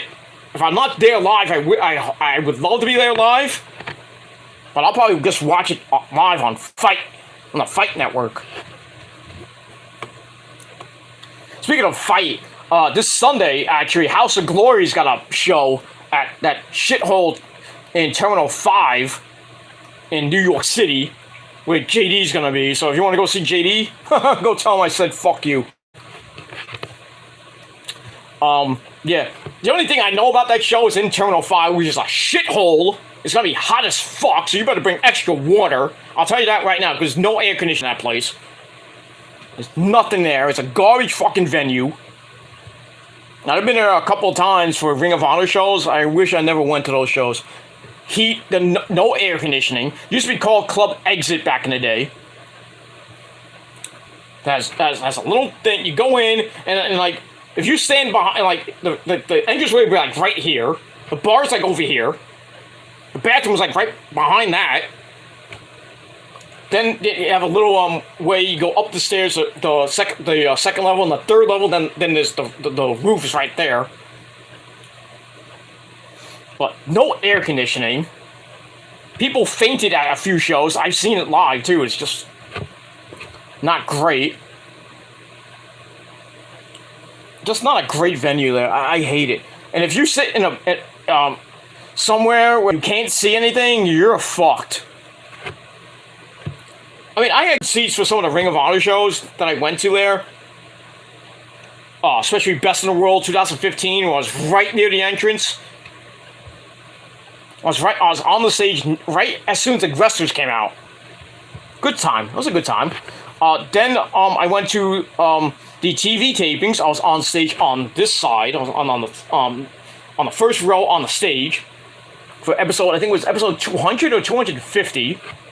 That was Samoa Joe's last match in Ring of Honor, by the way. We teamed up with AJ, which is great. And again, Adam Cole was there too. And they had that, and then they did. Remember when they used to do on YouTube the post show with Kevin Kelly, the hermaphrodite Kevin Kelly and Steve Carino. They did one. They did an interview with Roddy. Well, before they did that, Roddy was celebrating with the fans, and they started the post show on YouTube, and Roddy's leaving the ring. He did the interview, then he left, and me and my good friend Chris Barton, who works for a different an indie promotion now, great guy by the way, and his beautiful mother. We're there, we're waiting for Roddy to come back, and we shook hands with Roddy and everything. And then I'm leaving the venue, and I stopped, and they were still finishing up the post show, so I'm like in the front row, and there's like 5 people next to me. And then they finished up the post show thing for YouTube, and then I talked to Kevin Kelly for a little bit. I shook his hand, talked about the Mets, because he's a big-time Met fan, that guy. Then I talked to Carino, the legendary Steven Carino, who blades like a motherfucker. Jesus Christ! If you watched him in ECW and in Japan, that guy blades like a motherfucker. Bleeds like a motherfucker too. He bleeds more than fucking Ric Flair. It's true too. It's damn true. It is what it is. Somebody asks, is he a wrestler? You're a wrestler! Yeah, Carino, he doesn't wrestle anymore. He's a agent in WWE. I think I don't know if he's on the main roster, but I think he's in NXT. So he's doing that now. And his son, Kobe Carino, is a big-time indie guy. Not the splitting image of him, but he blades too. He's been champion before in different indie promotions. But, It's all good in the hood. Steven Carino. That's pretty much it. Leader of Scum. Well, one of the leaders of Scum used to be Kevin Steen's manager back in 2009 up until 2013, I believe. 2012, 2013 was his manager. Then in 2011, they had that violent match at Final Battle when Steen was trying to come back to the company because he left because of Generico. At Final Battle 2010, which I was at, with Rosa, of course. Third row, by the way. Wasn't VIP. I wasn't VIP that show, or the show before that, which was Glory by Honor, where Prince Nana yelled at Rosa like, "Sit down, fatty!" I was like, "Hey, that's my wife. Come on, come on!" Like seriously. But anyway. But yeah, Steen lost that match with Generico, that Fight Without Honor match, the Feud of the Year 2010. He left because of his knee injury. He wasn't, I mean, it was storyline, he left. He was gone from the company, but then he came back and was like haunting people. And I forgot what show he was at. And you know, when Cornette was the GM there. Yeah, good old Jim Cornette. I remember he was at a show, and Carino had a match, and then me and Rose are at ringside, I think the second row, and out of nowhere, somebody comes behind me and like grabs my chair. I'm like, what the fuck? And it's freaking Kevin Steen is behind me. I didn't even notice it, and he comes right around me, and he jumps over the barricade, gets in the ring, and he cuts a promo with Steve Carino, and he talks about trying to get back into the company, and Kim Cornette's like, no, you're out of here, you're never coming back. Blah blah blah. He's like, just give me 1 second, blah blah. He cuts a promo, and then the promo ends, and he package apologizes Carino, almost breaking his neck, and then later on. He actually comes back. It took him all the way to Final Battle 2011. He gets the match with Carino. Carino, kind of goads him into the match. And Jimmy Jacobs is the referee, because he was in part of that group too. And they had a violent match. Blood. Well, Carino was busted wide open as always. Steen was busted open a little bit, not much. And then Steen wins the match with a package power driver on like 8 chairs. Crazy match. And Jacobs goes 1, 2, and he's about to go for 3, and he looks at Jim Cornette. Jim's like, yeah, go ahead. Steen wins, gets his job back, his contract back with Ring of Honor. And then another epic feud with Generico happened in 2012. Well, in the summer of 2012, when he got the world title from Davey Richards in Toronto, his hometown. Then he went on a humongous run with the championship, and then finally losing to a good friend, Jay Briscoe, at Supercard of Honor 7. I met him that show. He did a meet and greet. I said, don't lose the belt. He's like, I'll try. And he lost the belt. So I jinxed it. I'm sorry, Kev. You're my boy and everything, but, I'm sorry. It is what it is. Good stuff. But yeah, Carino, I met Carino outside when he came outside. He came outside the show and everything. Took a picture and everything. I have it on one of my Facebook pages, I think. It is what it is. But good time. Good, great question about Carino. All right, let's get back to finish this fucking goddamn thing. It's almost 3 o'clock in the morning. It's the weekend, so I got more time in the world. And, got 2 people watching. I had almost 3 people watching at one point. I think it went up to 5 and then went back down. Whatever. But we all know who those people are. Don't you? Don't you wish your girlfriend was hot like me? The man who obsesses over me so much. He loves me so much.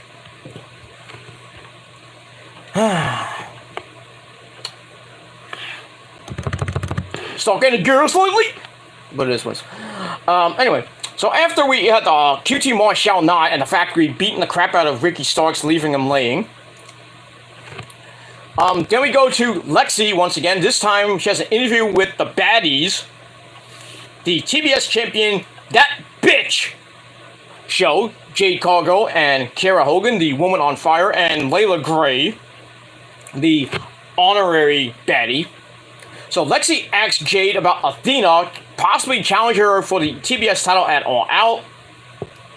So Jade's like, she tells Kiera, it's like, I got this. Then she starts yelling at Layla Gray for no apparent reason. It's like, and then she tells Kiera, get this trash away from me. And Layla's like, oh, excuse me, princess.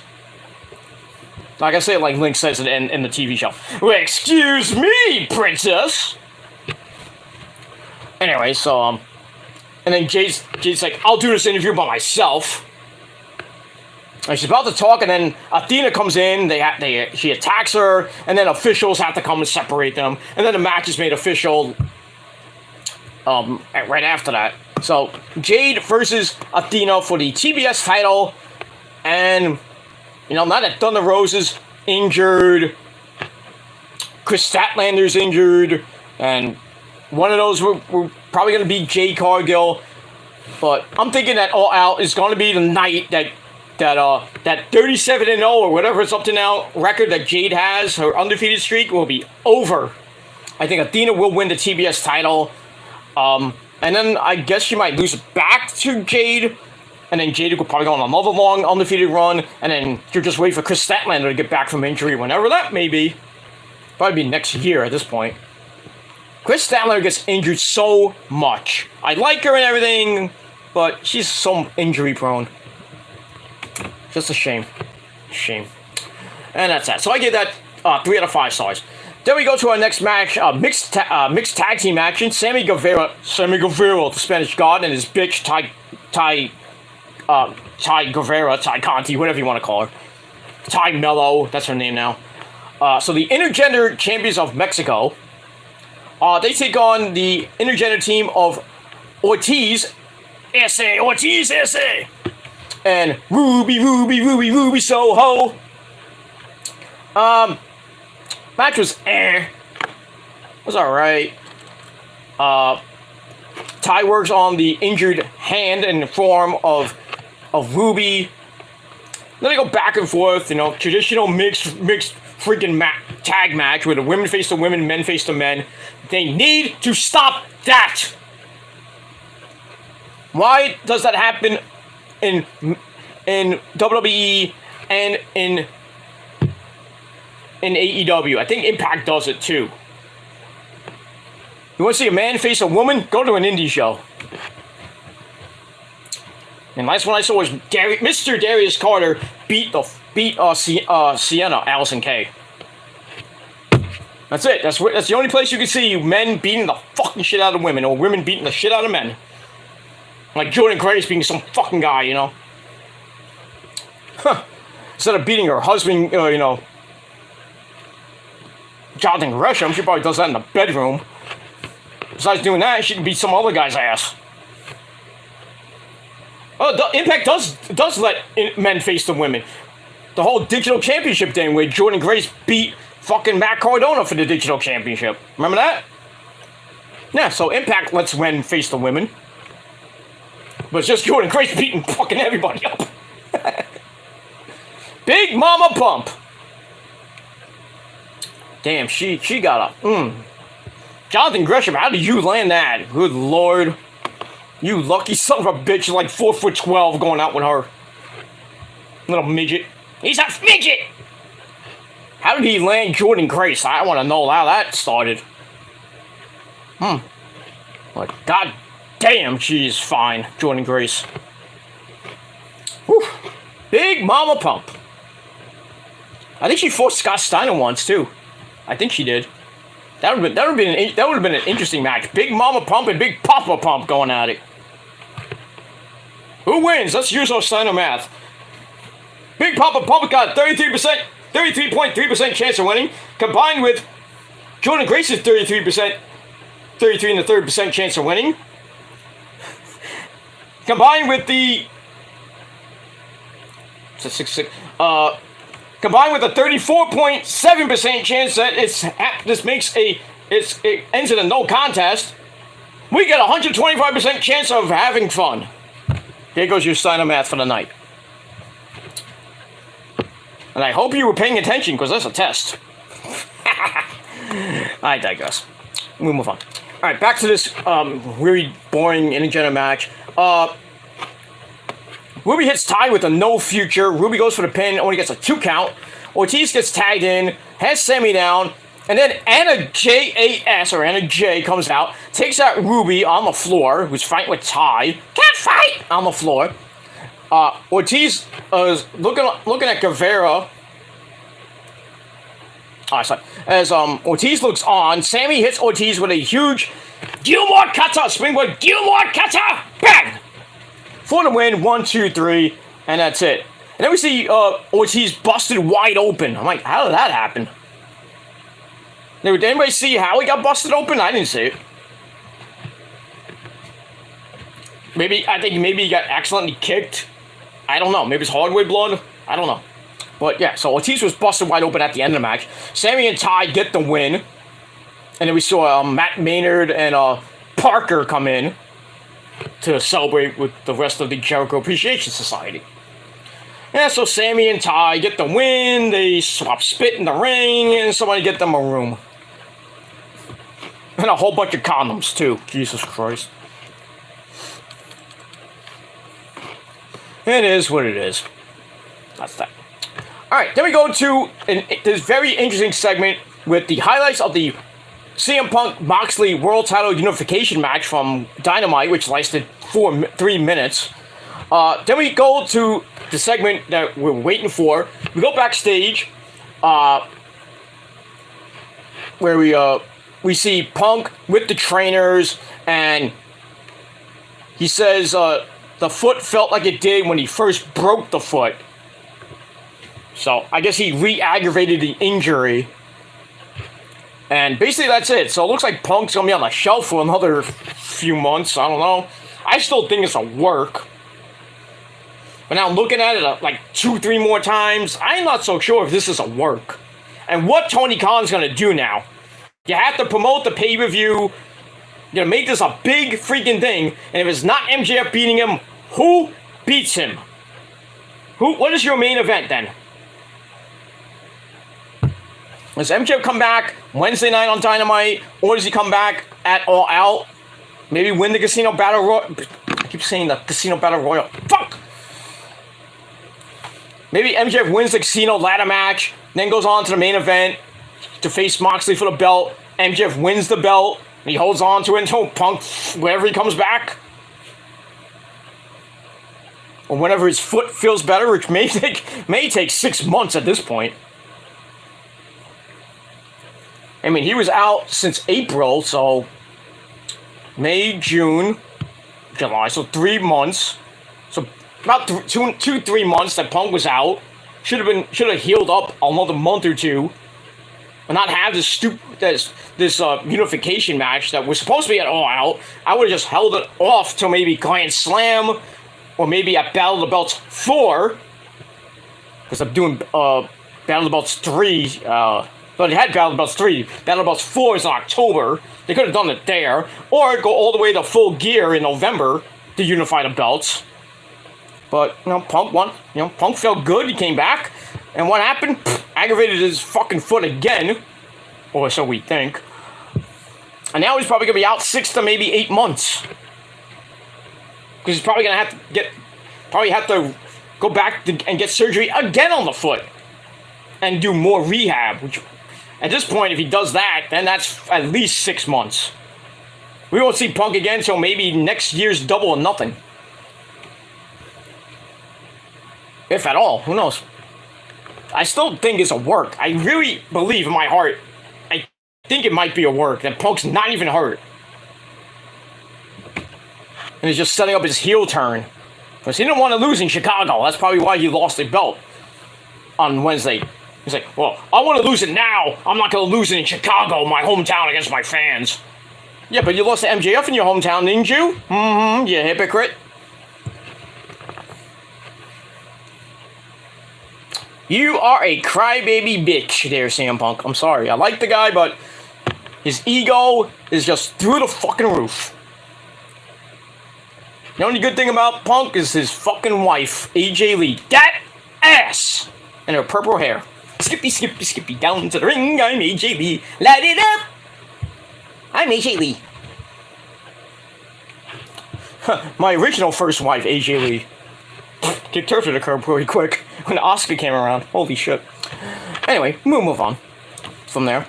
Alright, so that was pretty interesting. 3.5 out of 5 stars. Alright, then we go to your main event of the evening. But before that, we have Bismarck Henry interviewing Dustin Rhodes with Arn Anderson and his son Brock Anderson. Then we got Claudio Castagnoli, the Ring of Honor champion, with Wheeler Yuta next to him. Dustin says he will give Claudio the best natural that he's ever seen. Claudio then says that we've been here before, and I'm going to shatter your dreams. Goldust style. And he says that the Ring of Honor title is what competition is all about. And he kind of brings that up. Same thing with the Blackpool Combat Club. And that's it. And then the thing ends, and then Mark Henry does his great freaking catchphrase, I think we've heard enough talk. It's time for the main event. Alright. Then we go to the ring. Bobby Cruz is the ring announcer. On Anderson. Brock Anderson come out with Dustin. The pasta himself, Caprice Coleman, comes out. Why does Caprice Coleman come out to do a Ring of Honor title match? Why can't we just get Ian Riccaboni and Caprice to do commentary? We don't need, we could just leave JR there. We don't need, Excalibur. We don't need freaking Jericho. Let him go to the back and grab a cup of coffee and catering. But anyway, Caprice Coleman joins commentary. Blah, blah, blah, blah, blah, blah, blah, blah. And then Mr. Regal comes out, William Regal. Hello, Sunshine.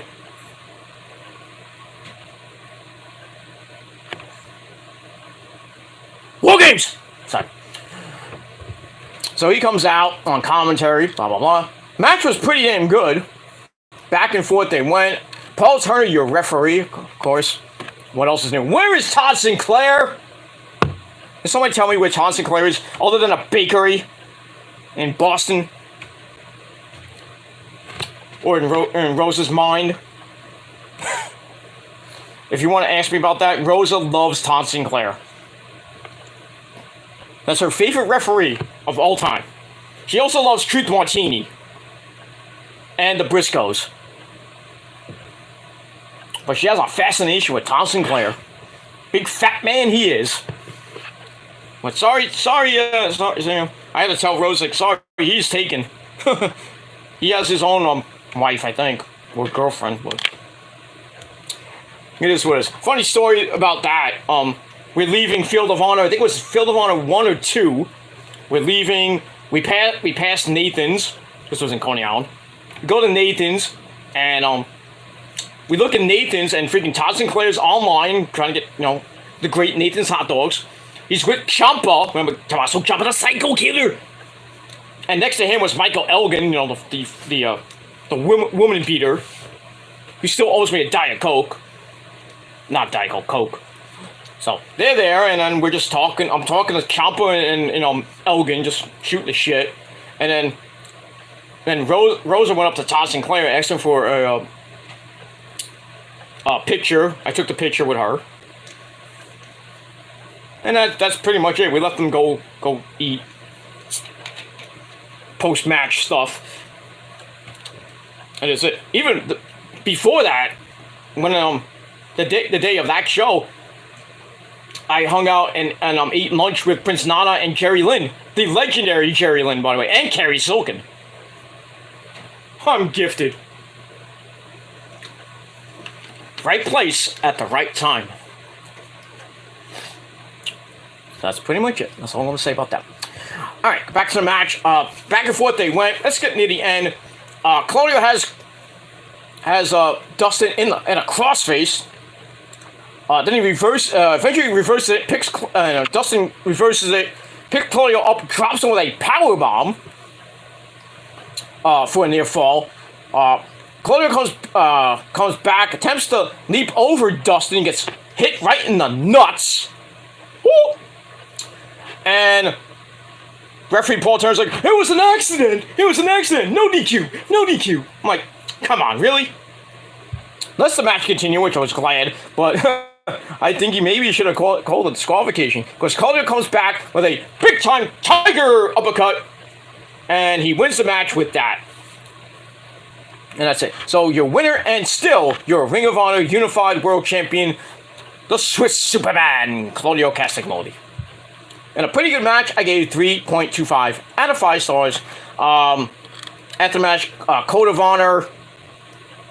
And that's it. And then we hear, the matches for next week's show by Excalibur, who needs to take a goddamn breath. I mean, Jesus Christ, that guy goes a mile a minute and doesn't even take a breath.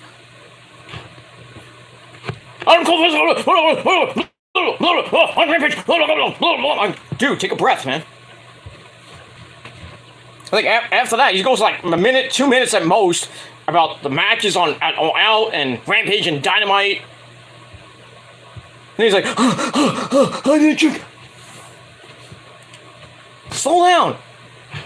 Slow down, Excalibur. This is not PWG. You psycho.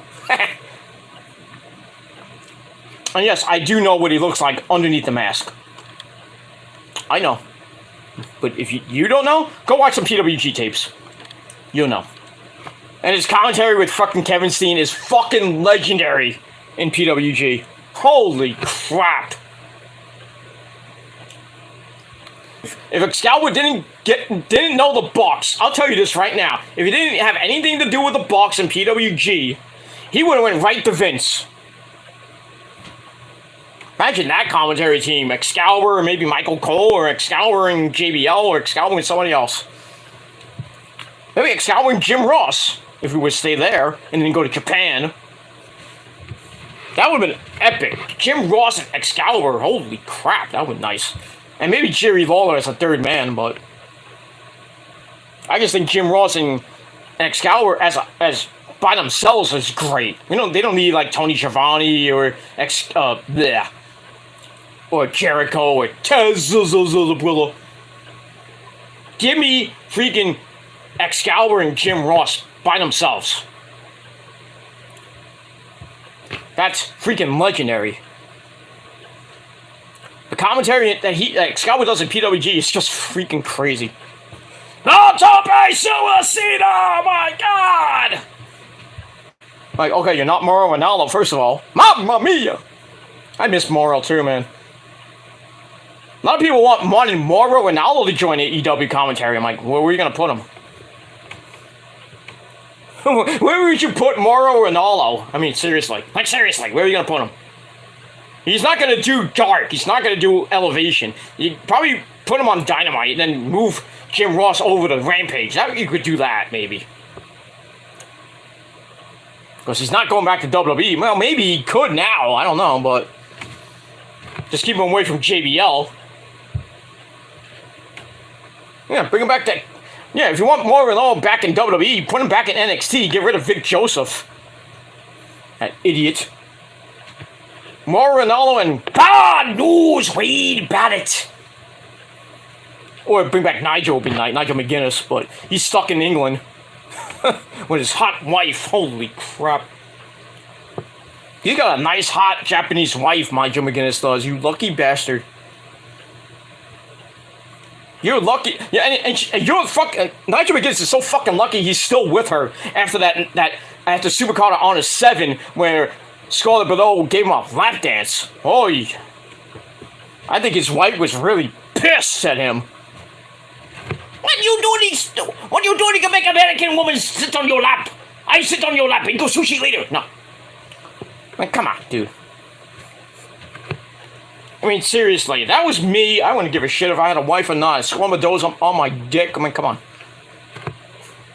This is the House of Truth Scarlett Bordeaux. When she was, like, young and hot. She's hot now. She's not with Killer Cross. You lucky bastard there, Killer Cross. You son of a bitch. But, man, I want to go back to Supercard on 7. What year was that? 2013. 9 years ago. Damn it, Nigel McGuinness. I wish you were right there on that night. Damn you. It should have been me. As Dolph Ziggler would say. Damn. But I got Rosa to give me a lap dance every fucking night. What it is, what it is. We'll move on from that. Alright, so Claudio Castagnoli gets the win. And the match gave 3.25 out of 5 stars. Final rating for Rampage, a solid 6 out of 10 stars. And for SmackDown, a solid 7 out of 10 stars. And that's pretty much it for that. Alright, it's 3 o'clock in the morning, 3:10 in the morning. I'm going to get out of here, but I want to finish off with the comments. We got a lot of comments. God damn. I'm so happy. I know it's from, my great fans, and, usually the same people, but it's fine. I don't care. I really don't care. At least I get comments, unlike you dummies. Dummy! Yeah. Alright, let's go back. Alright, let's start off with Real Rally Sport Rally. I mentioned the 2 comments that originally came in. Jay Lethal, good. Well, he is good. Pac Machismo, yeah, dig it! Macho Man, raining down from heaven to Pac Machismo. Ain't that right, Elizabeth? That's right, Randy. I didn't like Pac Machismo. I don't like Jay Lethal. I like you, Randy. That's right, Elizabeth. You like the Macho Man. The real Macho Man. Raining down from heaven. Ooh, yeah, dig it. I challenge anybody to do a better Macho Man impersonation than me. I know there are others that do it pretty damn good, but probably not as great as me. That's what she said. But move on. Jay Lethal, good. Okay. Chris Sabin, great in Impact. Is he in AEW? I'm confused. Was he on Rampage? Yes, he was. He came out with Lethal, Sanjay Dutt, and Satnam Singh just to watch on the ramp for Wardlow beating the crap out of Dolph Ziggler's brother. Just to hype the match, the stupid six-man tag team match at All Out with Wardlow and FTR against the Motor City Machine Guns, Chris Sabin, and Alex Shelley, and Jay Lethal. I don't know why Alex Shelley wasn't there. I think he might have had a match in Japan, or he just wasn't there. Go figure that one out. I don't know. But yeah, he was great in Impact, former Impact champion, former multiple-time X Division champion, feuds galore with AJ and P.D. Williams, another great guy, who now works in WWE. Also, great matches with Kazarian, Austin Aries, of course. Where we don't even know where Austin Aries is. I think he's like gone from the face of the earth. The egomaniac that he is. Last time we actually saw him was in MLW. Was a champion, then he left. I don't even think he wrestles anymore. Good. I don't care. For a guy that fucking has such an ego back at Impact, and he lost the belt to John Morrison. Remember Johnny Impact? Lost the belt at Bound for Glory. No-sold the Starship Pain, and then left.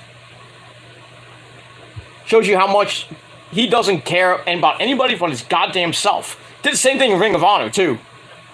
And in WWE, and partly, mostly NXT. When they finally gave him the fucking Cruiserweight title, and then I forgot who he lost it to.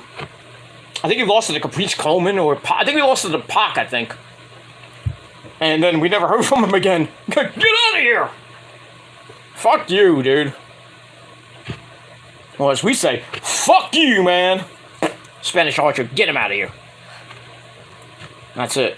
But yeah, Chris Sabin was a good guy. Former tag team champion in Ring of Honor, Japan, Impact. He was away for a while, then he came back. Now he's in this thing with Honor No More, the whole Ring of Honor type faction with Eddie Edwards and Chris Sabin and the Righteous, Vincent, PCO, and Dutch. Not Butch. Butch. What? Dutch. So, got that.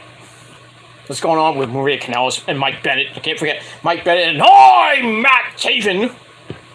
That's still going on. That fucking feud is still going on. Crazy. Now, and Bullet Club is involved in this now. And now Josh Alexander is involved with this whole thing with Honor No More. He's supposed to defend the belt, I think, at the next show. I forget. I think against there was a winner. No, it's at Bound for Glory. I'm sorry. I think it's a Bound for Glory or Emergence. I forget which one. They had like I think a 6-way match to see who's the number 1 contender for his title. I think I'm going by the tapings. I'm trying to remember. I think Eddie Edwards won that. So we're gonna see Josh Alexander against Eddie Edwards for the Impact World title. Not that Eddie Edwards needs another Impact World title reign, because the first 2 times he had it was garbage. And I like Eddie Edwards. He let me hold freaking Bobby Fish up at a Ring of Honor show. And then he chopped him, and then he high-fived me. He's like, "Good job." I'm like, "Oh yeah, what's my $100? Kerry?" No, I'm kidding. But yeah, Bobby Fish did not like that. And he let me know at another show I went to when they beat the Bucks and the American Wolves to win the Ring of Honor title when it kept switching hands between the Bucks, Red Dragon, and the Wolves. Kept going on like every freaking show, every house show. It kept changing hands, and then I forgot what show it was at the Hammer scene. Bobby Fish, Riley won the belts from the Bucks, and then they get the belts, and Bobby Fish gets his belt. Kyle O'Reilly's in the corner somewhere. He tries. I think he called a Bobby Cruz to give him the belt, or I think one of the referees who was checking on Eddie Edwards, who got put through a table and didn't look that good. So grabs the belt. He says, "Hey, give that sexy man that belt." And I yelled out, "He's not that sexy." And then Bobby Fish somehow heard that and says, "And you are sexy?" And then me and him, like, we didn't have back and forth. He's like, "And you're sexy? Look at you." I said, "Yeah, I know he looks sexy. Thank you." And then from there, I proceeded to have a really bad beef with fucking Bobby Fish at every fucking show. And then he came to I think it was FBW one show where he's fighting, I believe, Darius Carter for the title. And then before the show, I actually met Bobby Fish. I was like, "I take everything back." He's like, "Oh, I remember you. You held me up for Eddie Edwards to chop." I'm like, "He told me to," and you let him do it. I'm like, "Well, what am I supposed to do? Gotta get involved." I didn't want to do it, but I had to. That was on TV for that too. Front row, baby. That's when Mr. VIP was not born, but Mr. VIP was born in 2006, by the way. That's why I call myself Mr. VIP, because I'm always front row most of the time. Not now. These days now, no. So, these days now, if I want to go to like Ring of Honor or New Japan, I'm in the balcony most of the time. But it is what it is. But good stuff. Chris Sabin, he's good. He's good. Good guy. I don't know how he lost Velvet Sky. That's what I want to know. How do you dump, how did you get dumped by Velvet Sky? And then Velvet Sky got into the arms of Bully Ray. They were going out for a while. Thought that Bully Ray and her were gonna get married, and then next thing you know, they separate. And now Velvet Sky's with another guy. Should have been me. I think she's too high maintenance for me. Way too high maintenance. She is so fucking hot, but I don't know what I would do with her besides give it a vitamins and milk, but yeah, it is what it is. I could have met her at a Ring of Honor show. She was with Angelina Love when they were with Mandy Leone, another hot New Yorker from Brooklyn, by the way. When the whole Allure faction started, they did a meet and greet, and she walked past, and she said, "Hi," and I go, tongue on the floor, But it's what it is. Now I follow them on Instagram, and they follow me too. Because I'm such a great guy. But I digress. All right, let's finish up. Chris Sabin was great in Impact, still great in Impact. Not as much great, but yeah, he was on Rampage. So there you go. Chris Hero, I remember him. I do too. But like I said, go watch that Real Wrestling Right if you're still watching. Go watch that match, that epic feud with Chris Hero, PWG, Guerrilla Warfare match, that entire feud from, I think, 2005 or 2006. With him, Human Tornado, Chris Hero, Candice LeRae. Crazy. Craziness. And freaking Candice took the worst of it. And this is before she took that super kick with the thumbtacks when her and Joey Ryan were a tag team. And then they had a Guerrilla Warfare match. And she was bleeding like she was on her period. Super kick with tacks to the face, gushing blood. And somehow, someway, Joey Ryan and Candice won the match, became PWG Tag Team Champions, and then proceeded to lose a few months later.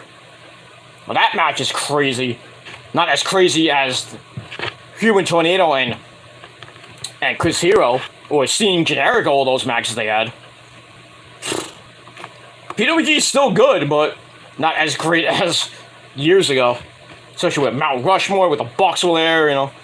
That's another epic promo you're gonna need to watch. The first Mount Rushmore promo. The birth of Mount Rushmore. Kevin Steen, the Bucks, and Adam Cole, baby, when he was PWG champion. That, probably one of the greatest indie promos I've ever seen in my life. This is Young Bucks, they're Christian, we don't do this shit. Right on. You pieces of ass. You think you're so effing cool? You! I don't like you. Talking to Adam Cole. But I hate it's like, tell me who it is. Elgin, Candice, whatever. It's like, I'll have everybody sucking your fucking dick. When Adam Cole had the suck my dick gimmick. That was awesome. That was awesome. Mike Awesome. Hey, how you doing? Alright, get out of here, Mike. Why? Well, I don't want to talk to you right now. But why? You said awesome. Every time I say awesome, you need to come out. Alright, I gotta go back anyway. I gotta go to sleep. Bye! Alright, get out of here. Crazy ass. Anyway, but yeah, I admit, the PWG back then was so fucking good. Not that it's good now with the champion Daniel Garcia. And Brody King and Malachi Black, I believe, are still the PWG Tag Team Champions. I don't even know when the next show is. I have to look that up. Because I think the last show I saw was when Daniel Garcia won the belt from Bandito, who is now in Impact. Bandito is now in Impact. Good job. Good job, Scott D'Amore. You get a prize. Hold on. Yeah. Candice LeRae used to be his manager. Did not know that. There's a lot of things you don't know there, Real Rowdy Sport Rally. I'm a historian. I've been watching wrestling since 1979. I can tell you things about WCCW. Remember World Class Championship Wrestling with the Von Erichs and the Freebirds and Ric Flair? Woo! Nature Boy. The AWA when it was on ESPN. Yeah, it was on ESPN back in the day when ESPN wasn't even around yet. The early days of the AWA with Nick Bockwinkel and a very young Hulk Hogan brother. Very young. Andre the Giant, too. Good stuff back in the day. The WWF. Bob Backlund and the Iron Sheik, Baba! Fuck the Yankees, fuck him in the ass and make him humble! Baba! Fuck Hulk Hogan! I know everything from the golden era all the way up to the attitude era to the new generation era when WWE stunk from 90 to 95. I remember almost all the attitude era, the ruthless aggression era, the fucking PG era. The new era, I don't know, the era after, from like 2018 on. And now we're in the Cerebro era with Hunter and Stephanie running the company. I mean, they're doing it pretty damn good. Thank the Lord.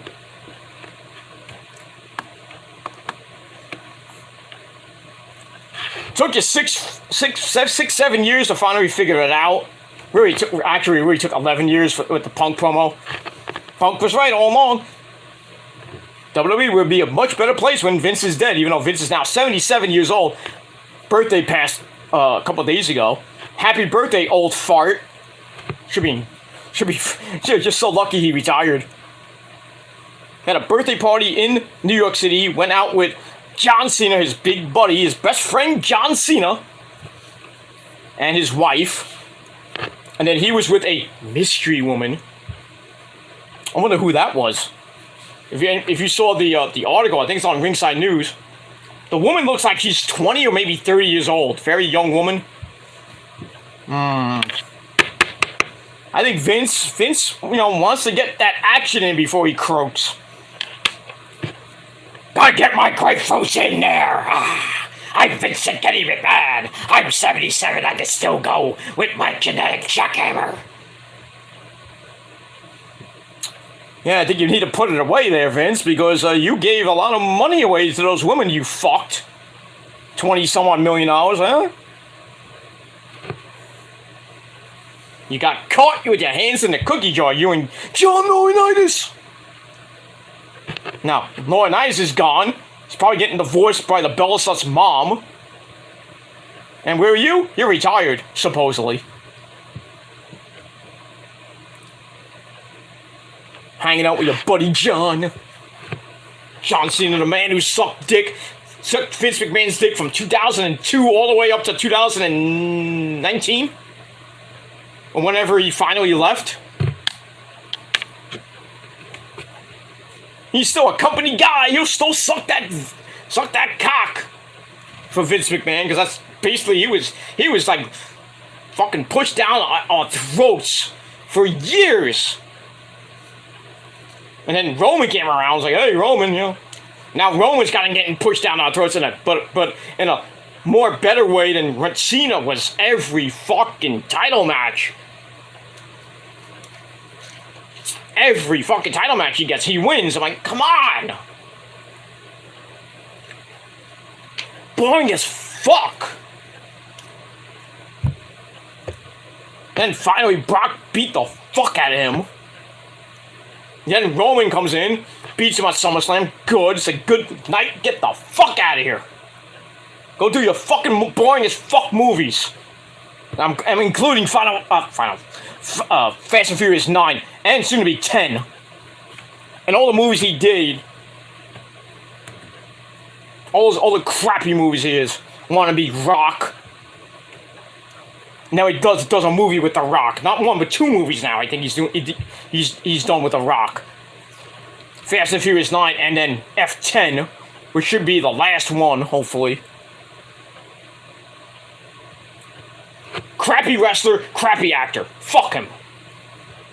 And then if you still like him, fuck you too. But it is what it is. That's all I'm going to say about that. I'm not going to go on a humongous rant about fucking John Cena. If I go on a rant about John Cena, I'll bring up Beth fucking Phoenix, and I'll be here for the next 9 hours. And my battery is at 43% right now, but I can go all night long. That's what your mom said, but I guess. Where are we now? And we got a lot of comments. Okay, we'll get back on track. But yeah, Chris Hero, manager. Actually, I'll get back to that. Candice LeRae used to be. Excuse me.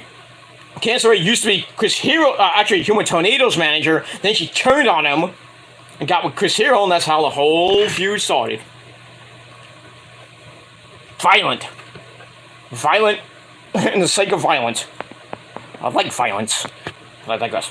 Sounds bad, violent food, oh yeah. Trust me, watch it. You might have to bring a bucket for all the bloodshed in that match. Oosh. The cage match, the Guerrilla Warfare match was even more violent than the cage match they had. And just look at Human Tornado's finishing move. He hit his finishing move on Candice. I thought she was dead. The way he hit it, I was like, ooh. Almost broke her goddamn neck and back. Ooh. Damn. Anyway, Ryan Nematt Dolph 20 years ago. He a jobber in AEW on Dark every week. Yeah, pretty much. But he's got a smoking hot girlfriend. If you've been watching BTE lately, they have, I don't know, every fucking week they have a segment with Ryan Nematt. Why? It's boring. I'd rather have 20 minutes of Peter Avalon. That's it. Pretty Peter Avalon for 20 minutes, and then the rest of the show is Adam Cole, Bebe, and the Bucks and Kenny, and Adam Page in Dark Order. That's it. I don't need like 2, 3, 4, maybe 5, depending on what Brandon Cutler does. Like, oh, we're gonna put Ryan Nematt in for 5 minutes and bore everybody. Get it together, Brandon. Get him off the fucking show. Give me 25 minutes of freaking Peter Avalon and the Bucks and Kenny and Adam Cole, baby. It is what it is. And please, can we do another karaoke session, please? That's all I ask. We all remember the first one. And some of you don't remember the first one. The first one was in Japan with just the Bucks and I think it was in Japan. The Bucks and Kenny singing what do they say? They sang that Pink song, Raise Your Glass, but they changed the lyrics, like, Raise Your Belts! When Kenny was I believe, the Intercontinental Champion, and the Bucks were the Tag Team Champions. That's funny. Go look that up. Then the most popular one was with the Bucks and Kenny, and Adam Cole singing Call Me Maybe in Japan. Where the ever-popular line of that freaking episode. I did call you Adam. I did call you on MySpace. MySpace, Kenny? MySpace? Are you kidding me? I mean, you could just call me. Maybe. I love that episode, man. I have it on my Facebook page saved, like right on the, not on the front page, but I have it on YouTube. It's one of my favorites videos of probably my favorite BTE episode of all time. Move on. Excuse me. Is that girl B-Fab back in WWE? I missed it. Hit roll back. Is she too? Yes, she is. B-Fab is back. At first, I didn't think she was going to be back because from what I heard from my good buddy Prince Idol, because he knows her and he knows Swerve because that's his cousin. He told me that B-Fab was dealing with a lot of depression and drug problems, and she wasn't really going to sign with another promotion until she got fixed. Next thing you know, I think it was like a day or two after that, B-Fab's on TV. I'm like, what the hell? I thought she was... I think Prince gave me some really bad information. He can be afford to be wrong every once in a while, but, you know, most of the time he tells me stuff is very accurate. Very accurate. More accurate than Dave Meltzer. Uncle Dave. But I digress. Oh yeah, but B-Fab is back. And I guess she's not gonna wrestle, obviously. She's not wrestling because she's so fucking green. She's really bad. I mean, remember that match in NXT with her and Elektra Lopez? Ugh. I think she's better off as a manager's type, valet, whatever she is. But, you know, she's a very nice lady. That's it. He is massive. Powerhouse Hobbs. What a name. Ashton Day jobber name. It is what it is. Yeah. Some of these jobber names are just out the wazoo. Not like the old days when you had the legendary in the 80s during the golden era of wrestling. You had Outback Jack, Tiny Kangaroo Down Sport. Now that guy. You had Iron Mike Sharp, the legendary Iron Mike Sharp. God rest his mighty soul. Ah! You had Barry Horowitz. You had Jumping Jim Powers. You had Paul Roma, partly, before they formed Power and Glory and it wasn't a jobber team anymore. Or jobbers. Until they fought Demolition. Holy crap. When they formed Power and Glory, And then they fought Demolition. I was like, holy shit, they're going back to being jobbers. Not the case with Paul Roma, but Jim Powers, pfft, goodbye, so long, farewell. And then Paul Roma got with Hercules Hernandez. Well, remember the legendary Hercules Hernandez, managed by another legend himself, Bobby the Brain Heenan, part of the Heenan family, former Intercontinental Champion, by the way, too. And that epic match he had with Billy Jack Haynes at WrestleMania 3, where he put him in the full Nelson and busted. He hit him with a chain, and Billy Jack Haynes was busted wide open. What a great man that guy is, Hercules Hernandez. I don't even think he's in the Hall of Fame. If he's not, he should. I know Bobby Heenan is, but I don't know about Hercules Hernandez. Him and Don Morocco, I think were a tag team at one point. Same with King Kong Bundy. Bundy! Good stuff. See how so much I'm a historian? Nobody can debate me on that shit. There's some things I don't know, but you know, I have a good, not a great memory, but pretty decent memory about wrestling from like the 70s, the 80s, the 90s up till now. If we had a trivia contest, I'd probably win. But either I win outright or I probably do pretty damn good. But yeah, Ashton Day. It could be worse. It could be worse. It could be Barry O. Legendary guy. That guy is Barry O. Remember, what was his other? It was Barry O. There was another guy. What's his last name? I think it was Barry Gill. Something like that. I think his last name was Gill. I forgot his first name. I think it was Barry Gill, I think. Or maybe he changed it to Barry O. WWE should have a jobber's wing in the Hall of Fame. The first person that should go in, Barry Horowitz. Second one, Iron Mike Sharp. Third one, Barry O. And then Outback Jack be number 4. There you go. And then you put, I guess, well, I would say Doink. But Doink wasn't really a jobber. Hey, they put freaking Coco Beware in. Did he win a lot of matches? Not really. He wasn't a jobber, but...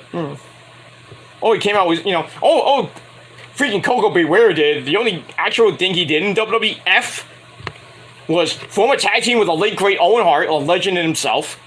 And, you know, come out with Frankie and do the Bird with the kiddies. After Cursor to the Junkyard Dog. When he brought the kids in, and, you know, and do the dance with Grab Them Cakes and stuff like that. Grab Them Cakes, Wrestling Album 1. And all freaking Coco Beware did was Power Driver! That's it. That's all Coco Beware was good for. And he gets in the Hall of Fame, go figure. Anyway, move on. But yeah, Will Hobbs is a beast. Anyway, yeah, we're gonna go on for a few more minutes and then we're getting out of here. I promise. We got a lot of comments I want to get to them because this is my show. God, I cannot stand QT Marshall. Not so annoying, but his finish cool. Diamond Cutter knocked off DDP. By the way, that's not true.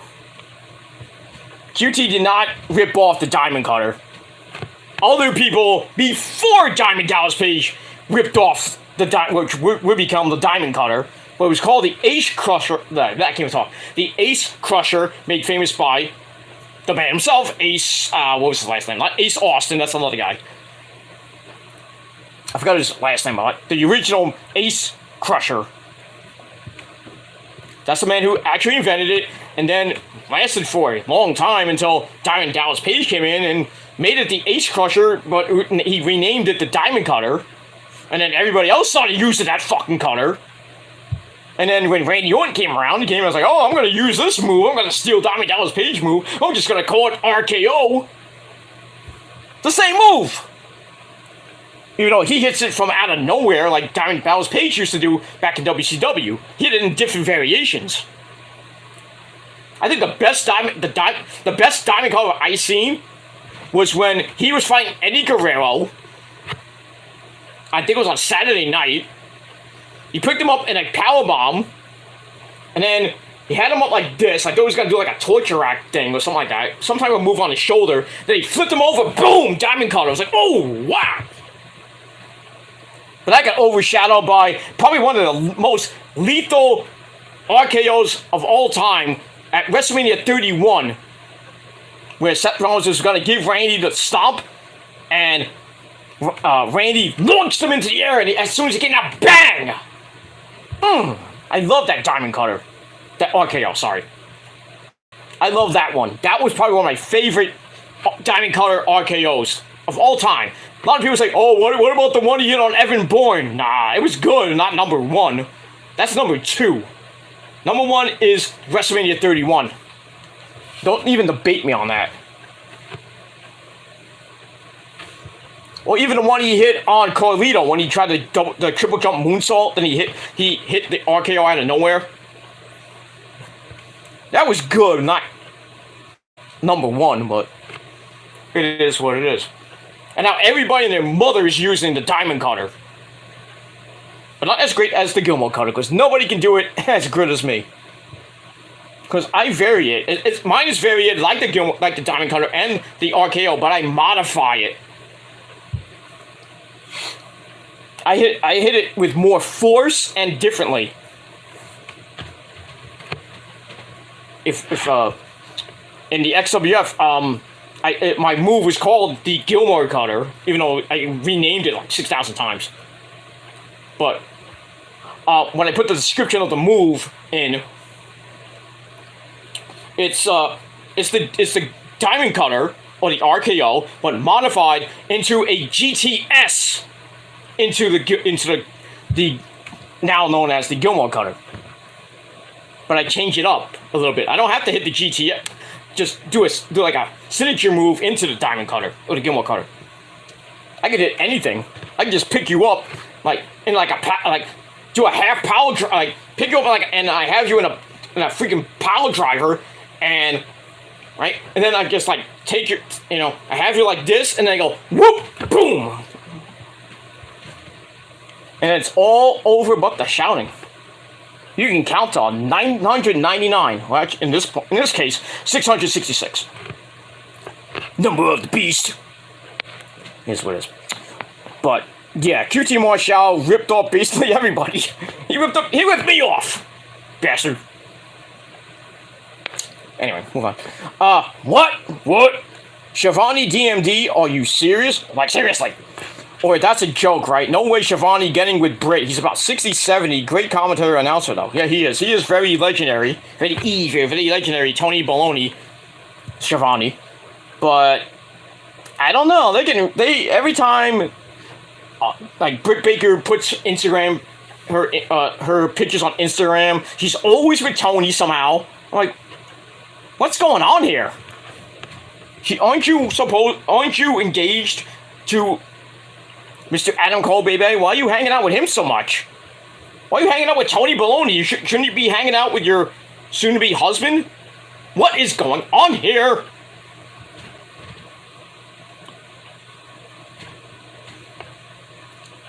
Either Britt Baker's cheating on Adam, getting with a 60-year-old guy named freaking Tony Baloney, who used to work at fucking Starbucks. Maybe she likes his coffee. I don't know. Or his cream. I don't know. I don't know. Or Adam's letting him hit it. I don't know. But remember when Adam Cole came into AEW? And then he cut I think his first promo in the ring was with Tony, and he gave Tony that look in his eye. It's like, you ever say something about my wife again, I will fuck you up. Why didn't you fuck him up then? Why is he still hanging out with her? Friends with benefits, maybe. Hey, I like to be off, Tony Baloney. If I was a 60-year-old guy trying to get with Britt Baker, holy crap. Just have to keep me away from Adam Cole. But yeah, friends my ass. Anyway, I heard tonight that the 24/7 title isn't on TV anymore. Just going to be at house shows. Okay, Triple H saying that's not on my show because it's crap. It is crap. And a referee won the title now at a house show. Not a referee is a 24/7 champion. I don't know which one. I don't personally care.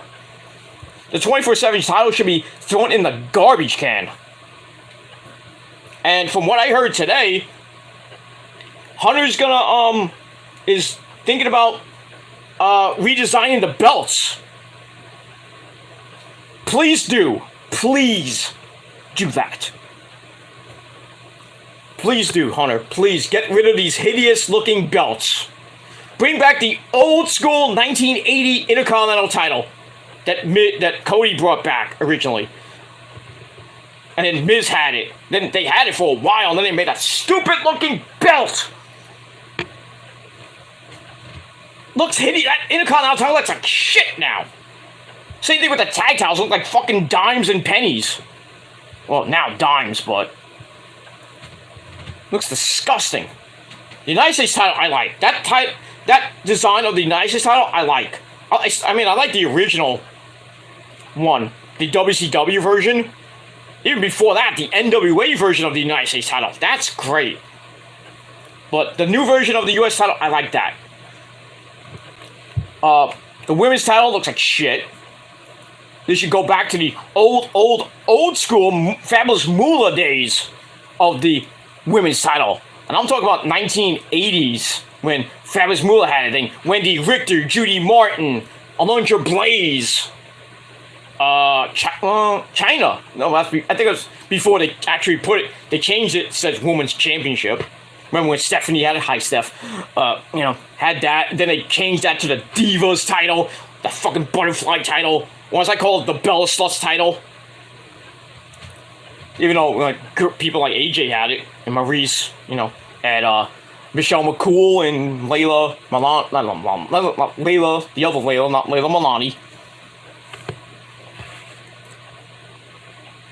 And then now that's that stupid. It looks like the WWE title or the Universal title, just that stupid W is like. How is it? I mean, is it a men's title or is it a women's title? It's the same basic title for the world title. Just with like the Blueberry title or the Strawberry Shortcake title. Bring back the freaking women's title that was in the Attitude Era.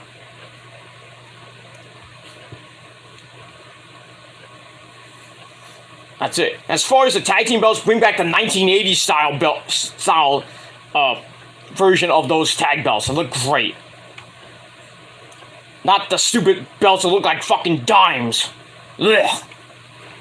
And for the world title, break them up on Raw. Make the WWE title the Winged Eagle title, just with the WWE logo in it. I think that would look nice. And as far as the Universal title, get rid of that. Bring back the big gold NWA part WCW belt. That's what I would do. And I hope Hunter does that. Don't make any stupid changes to these belts that look like shit. Same thing, do that same thing with NXT. Give me back the old school versions of the belts. That's it. That's all I ask from Hunter. That's it. They did show the IWGP Women's Championship, which is like an homage to the very old school version of the IWGP Heavyweight Championship. Very nice. Go look it up. Very nice. Very even. Very nice. Got that. We'll keep going. GCW can get lively. Remember, all the crowd chucked bottles. And someone chucked a pizza cutter at Matt Cardona when he won the title. Holy crap. He said they wanted to beat him up on his podcast. Crazy. I remember that, yes. I remember when he won the title from Moxley. I think it was in Atlantic City. There was almost a full-scale riot. I'm surprised Cardona didn't die right there. And probably Chelsea Green, too. They hated him when he won the title. And every time he came out, I mean, it was a riot. Him spitting beer into my good friend Mikey Mitten's face, not once, not twice, but 3 times. Almost caused riots with the fans. Ooh. I mean, and then we saw the last show at Homecoming when they had that wedding of Cardona and Chelsea with Maven. Remember Maven? Old school Maven. He was the priest, and then his dad was there. Matt Cardona's real life dad was there, and then freaking Nick Gage comes out, beats the fuck out of his dad. So it's yelling at his dad, and then he takes a light tube, busts it over his dad's fucking head, and his dad just stands there. I'm like, dude, you can't sell that? I mean, really? You took it like a champ. Hit him with a light tube. I'm like, dude, fall down. I mean, and then after that, I mean, he beat the fucking shit out of Cardona. Hit him with a freaking light tube, I think. Busted him wide open. Then he took the pizza cutter from Dewey. I think his name is Dewey. The guy that's always with him. That crazy guy that was in the GCW Hall of Fame. Gives him the pizza cutter. Takes the pizza cutter. Not once, but twice.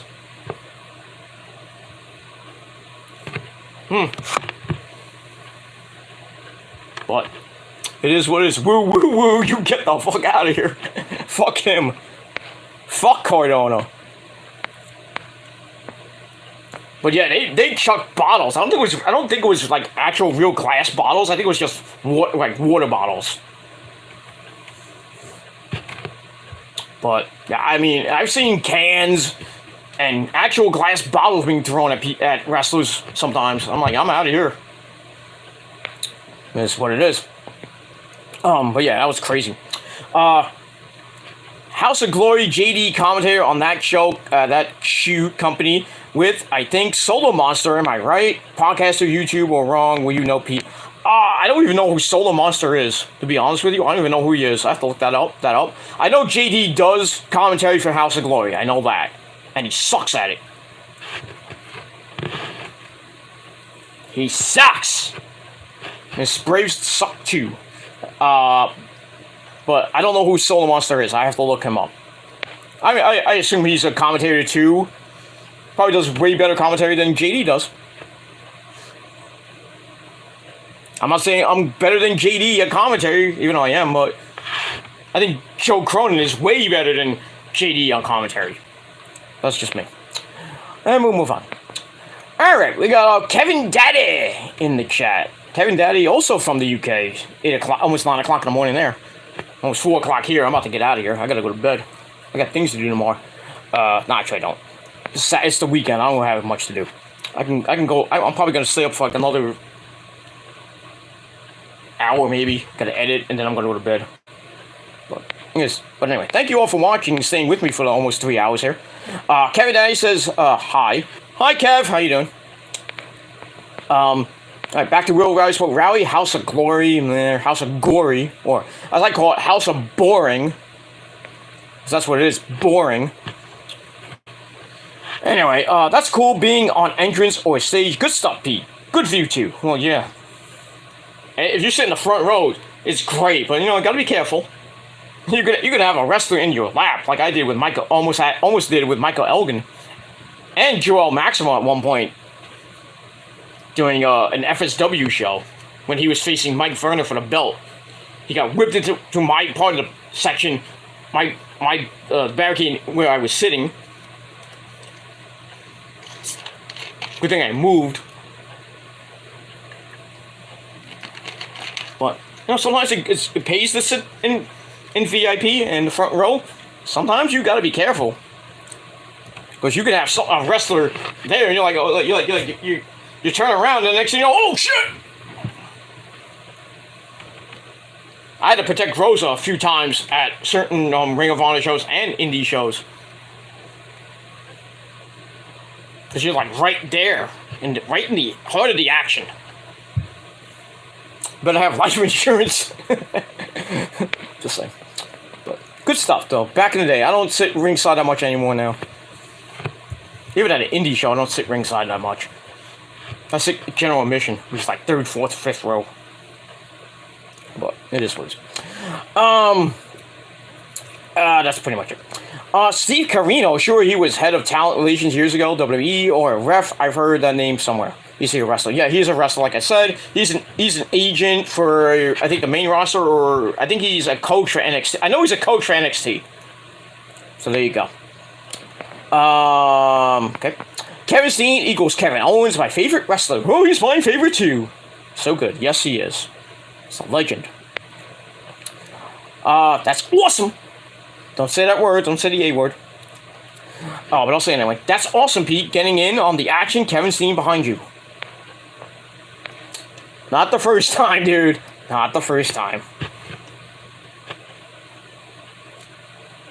Not the first time. But yeah, Kevin Steen's kind of like, I was like, oh shit, what are you doing here? And he just ran in right behind me. I'm like, oh shit, Kevin. Don't say hello? Come on. Come on. But yeah, that was cool. I mean, but Eddie Edwards chopping freaking Bobby Fish at a house show after he won. I think it was before he won the belt from Roddy, or I think it was after. I don't remember, but it was right after SuperCard of Honor, because SuperCard of Honor was, I think, on a Friday night. The TV tapings were the next day.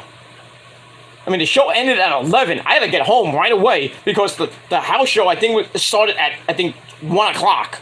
I'm like, Carrie? They should have put that house show at 4 o'clock in the afternoon, not like 12, 1 o'clock. I mean, doors open at 12 for the meet and greet, which was in the Grand Ballroom. And then right after that was the show. I'm like, 12 o'clock. And that to come from New York City all the way down to Brooklyn, and it takes like, well, I had to leave. The show ended at 11. I just left, and I got on the train. It took me like 45 minutes to get home. And then I went right to bed because I had to get up at like 10 o'clock just to get dressed and get to the city. And it takes about an hour to get there on a weekend. I got there in time, and I was like the first couple of people on in the front to get in. Got in, I met Jay Briscoe, and when he won the belt, put the belt on me. I'm like, damn, this thing's heavy. Met Jay Briscoe and Mark Briscoe.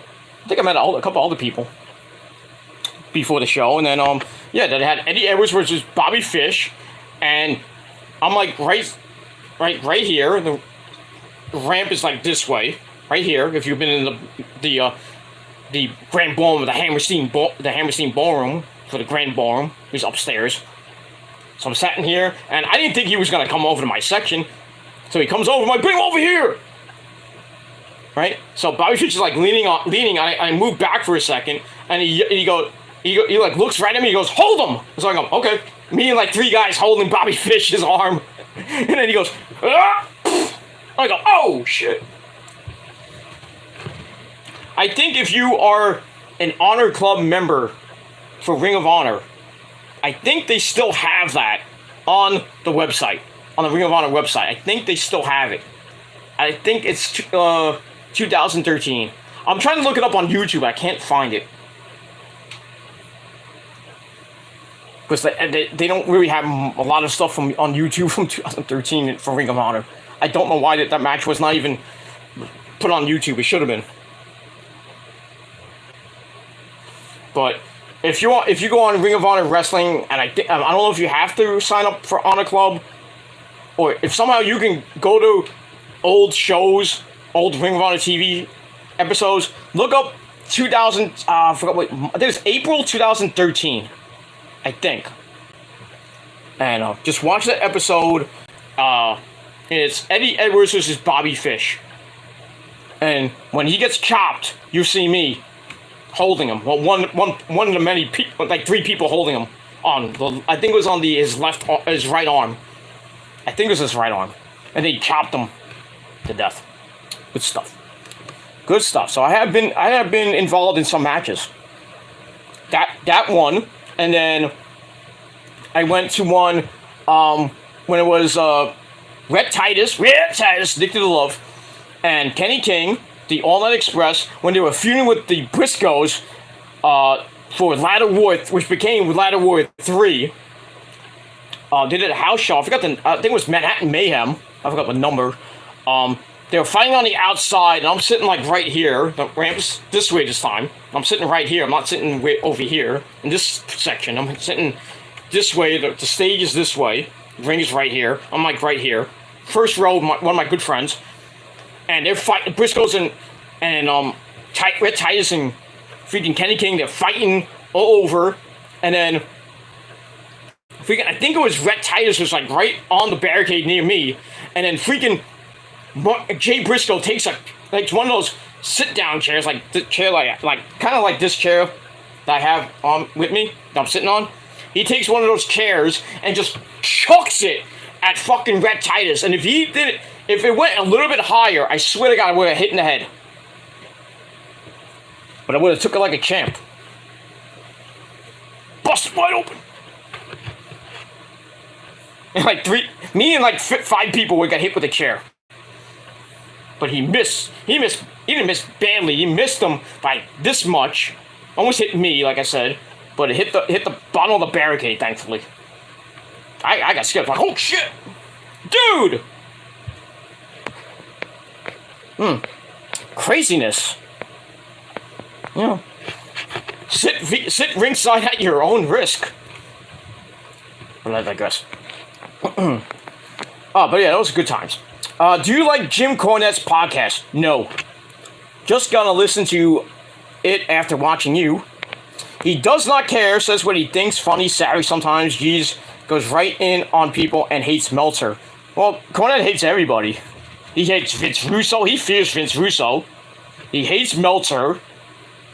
He hates a whole bunch of wrestlers. I mean, the guy's he's a legend, but he has a fucking ego like hell. And he lets people bang his wife, too. I don't know. I met Cornette at a Ring of Honor show when he did something with TNA. I think either before TNA or somewhere around there. And I said, hey, I listen to your thing with TNA. And he gives me this, look. And then like 3 guys like, oh, you really asked him that? I'm like, I'm asking the question. And he just, signed my autograph. I was like, oh, get out of here. I was like, well, fuck you, Cornette. You fear Steen. Whatever. But yeah, I don't listen to his podcast. The only podcast I actually will listen to is the Busted Open Busted Open Radio with Uncle Dave and Tommy Dreamer and Bully Ray. Every freaking day on Sirius XM. Good shit. But Jim Cornette could suck a big fat bag of dicks. That's it. I'm one of them people. Me don't obsess over you, Pete. I wouldn't go that far. I hope not. But there's some people on this website that are really, really, really obsessed with me. Still talk about me in videos and everything. I don't have to talk about them. I don't give 2 shits about them anymore. They can suck my fucking cock. And then all their little friends like, why is Peter talking about cock so much? This and that, male genitalia, Blue Chew, blah, blah, blah. Doing videos about clipping what I said last night about Blue Chew. It's a sponsor. It's giving a sponsor out. I was promoting the product that some of you people need to use. Just with your tiny cocks and everything. Doesn't mean I'm gay. If I'm married to Rosa, how can I be gay? I'm not bi. And so what if I talk about dick? I mean, come on. So what? I can talk about whatever the fuck I want. If you don't like it, don't watch it. If I want to talk about pussy, I'll talk about pussy all fucking night. If I want to talk about Blue Chew and how people need to use it, and I want to promote the product, so they can maybe be my real sponsor like JD has it and Visa has it and everything, then I will talk about it. And I'll talk about the people that need to use it. And I'll talk about how some of you people have really really small ones. And if you don't like it, too fucking bad. You don't have to watch me, but you will, and you will jerk off to me. With your bottle of Jergens next to you, and you go, whoop, whoop, whoop, whoop. Because you can't fully, whoosh, like a geyser, like I can. Doesn't, like I said, if I want to talk about dick for 3 hours, I will do it.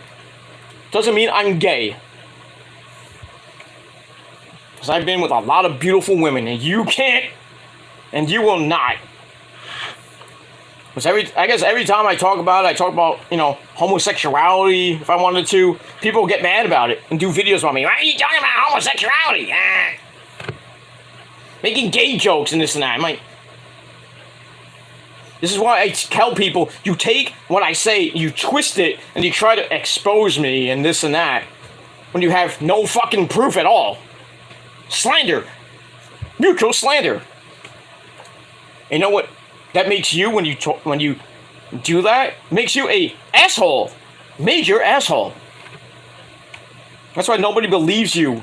Nobody cares about your fucking videos and your exposing of me and this and that. Because you can't expose anything about me.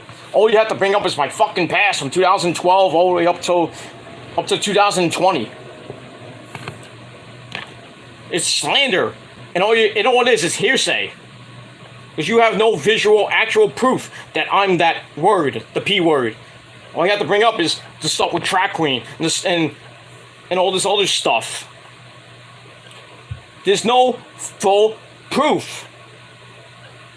And then you get mad when I make threats to people, like, oh, I'm gonna kick your ass. I'm gonna come to your town. I'm gonna kick your ass. But you really think I'm gonna kick your ass? I mean, I could if I wanted to, but I might. You think I'm like, oh, he talks a big game, but he hides behind his girlfriend, this and that. I'm like, no.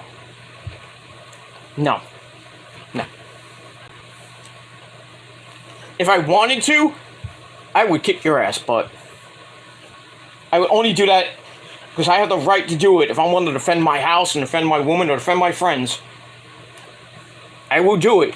And I have full right to beat somebody up in self-defense. So, that's it. That's why, that's it. I don't need to fight, but I will fight if I need to. And I will defend myself. So, when I do talk a big game and I say, oh, you come down to New York, I'll kick your ass, I will defend myself. And then you turn to me and say, I'm gonna come kick your ass. And then you don't. Except for that one guy who failed miserably. But it is what it is. But, if I have to, I will defend myself. And I defend my lady, too, because I'm a fighter. So, I don't, I might talk a big game, but I will, in self-defense, beat your ass. That's a promise.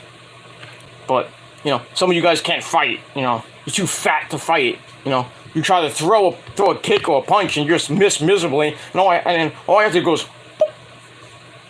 I don't have to go boom, I go, boop. I give you like a dead finger, bang, you'll be knocked out. You'll be on the floor picking up your teeth.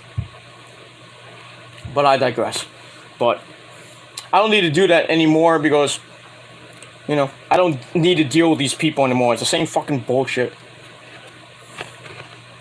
Same fucking bullshit with their threats are meaningless. I even put up a community post saying, don't believe these threats and these things that these fucking trolls say on YouTube about you, just live your life and, show no fear, zero miedo, stuff like that. Just look on this on my channel, on my community post I put up hours ago. I mean it too. And whatever I say is golden and it's gospel. But like I said, these fucking trolls, especially these certain trolls, one troll in particular, takes everything I say, clips it, does videos,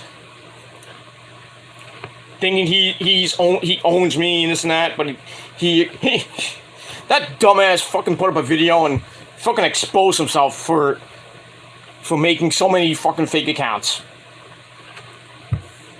Dumbass. That's all I gotta say about that. But I don't care about him. He can make 6,000 more fake accounts and nobody will care because we all know it's him. And he's lying about every goddamn thing. He's such a fucking liar. He's doing the same thing, same shit he did when he was 19 years old. Stalking underage women. And stalking women in particular. And stalking and doxing. That's all he is. Loser. move on. Yeah, we're at the 3-minute hour mark now. Let's get out of here. It's 4:09. It's 4 o'clock. We're getting out of here. But thank you all for staying up with me. Most of you who've been in the UK, it's like 9 o'clock now. But God forbid you're still up here. You're still up with me in the United States, in the Northeast, really. But it is what it is. Where are we? I don't know where we are. But yeah, I'm glad that you, Real Gospel Rally, and Kevin Daddy and everybody else, glad that you're on my side. And here's something that a lot of people would be shocked at. Last night I was on Will's Ring of Rain, Will Mephisto's Lair, whatever his channel name is these days. I was on Will's chat, talking with Chase, talking with Will about stuff, and that creep comes in with his 6,000 accounts, distracting us from watching Will play his great game, that Japanese game he plays on his channel. And he's coming in with 50 fucking accounts. And we're telling the dude, we don't want to talk to you. Get out of here. Get the hint. And Will is trying to, reason with the guy. And he's like, if he did the same thing he did with Peter, I have every right to kick his ass. And what does that guy do? Clips that part, puts up a video. He's like, oh, did he just threaten me? I'm going to call it. Takes everything so fucking seriously. Why do you people take everything we say so fucking seriously? Like, seriously. Get a life. But you want to play those games, where you're gonna be in big trouble because you're gonna piss off the wrong person. And that person can go to your fucking adult complex and knock on your door. Boom! You're out of here. You're done. You're going to wish you didn't mess with any one of us. Especially a guy like Will. And a guy like me or a guy like Chase or anybody else. You're going to mess with the wrong person. And it's not going to be good. People tell me that. And, I don't listen at times. But now that I'm older and I'm wiser, I don't need to deal with these people anymore. Oh, you're an instigator. No, I'm just telling you to shut the fuck up. I won't shut the fuck up. But you will eventually. When you're in jail. Or in the hospital sipping food for a straw. But it is what it is. That guy can go fuck himself. And that's pretty much it. But to the friends I have, thank you for having my back. But anyway, going back to the Will story. I was on Will's thing, and guess who comes in his chat? I'll say his name because I can't say it because it pertains to it. Good old Clowns View Entertainment, Sean's View Entertainment, comes in the chat. And I'm like, nah. He comes in, I'm just like, I'm not even gonna talk to this guy. All the things I said, my hatred for that guy. But he comes in, he's actually civil. He's talking to Will like a normal person, which is I found odd because the wars that Will and him had. And now Will was being friends with him and donating to him on his stream. I don't care about that. I mean, if you want to donate $5, I don't give a shit. To him, fine. I'm not going to be mad at Will for doing that. But, no, let him do what he does. But, so Sean's in there, and I was like, you know what? Since I made up with Will, and I forgave him for all the years and all the drama we had in basically the 2010s. We're in 2022 now. We're older. We're different people than we were then. People still think I'm the same person from 2012 all up. No. But I was like, you know what? Since I made up with Will and said, all the stuff you call me a pedophile, I'm still a little bit miffed at that, but, let's just move on from that, blah, blah, blah. And me and Will are pretty damn cool. We're civil and everything. We talk here and there about wrestling, talk about video games and shit like that. So, I was like, you know what? Let me just throw down the gauntlet with Sean. Say, you know what? I still hate your fucking guts, Sean. If he's watching this or somebody sends this part to him. I still hate your guts, Sean. But I'm going to let bygones be bygones. I'm going to let you do your fucking thing. clickbait, masturbate, whatever you do. You did that today. He did that today with John Cena video saying John Cena's going to AEW. I'm like, oh god, this guy. Just because Moxley said, "Oh, my time is right now." Like, oh, he has to do a video. I'm not bashing the guy, but you didn't have to do a video, saying that John Cena is going to AEW to fight Moxley. I'm like, nobody's gonna believe that. And John Cena himself, the Vince McMahon ass kisser himself, so loyal to Vince. You think that he's gonna betray, his lover Vince McMahon and go to AEW? But that's been his motto. That's his motto since he's been on YouTube for 10 goddamn years. And I said, and I left a comment. I don't even know. I think he has me blocked on this channel particularly. And I said, I just wrote, not happening. I just wrote, not happening. That's it. But I told him in Will's chat, it's like, I just threw down the gauntlet. I threw the olive branch out, per se. And I said, Sean, you know what? I'll apologize for everything I said in all those years, all the videos. I'll even take the videos down. Oh, I put them on private. I might even might do that. I might just put all of Sean's Views Entertainment's videos on private. I really don't care. But I'm gonna say it right now, guys, and to Will guys, if anybody watches this later, I'm letting Sean do Sean. Let Sean do his own thing. I'm gonna do my own thing. That's why I said I'm going in a new direction. Because I don't want to deal with this crap anymore. This YWC drama. It's not even a YWC anymore. YDC, the YouTube dick community, because everybody's a dick in this community. But I'm going to let the past go, and I'm going to move forward. It's 2022. It's not 2012, 2015 anymore. It's 2022. And some of you people need to get into 2022. Get with it. Get with the program. Stop bringing up people's pasts. I bring up Sean's past every once in a while. Not because, I'm not saying I'm obsessed with the guy. I'm going to do like 300 videos on the channel about Sean. If you look at my rank channel, it's not that many videos about Sean. Since I had that channel, I have a lot. So, if you think I'm obsessed with the guy, you're wrong.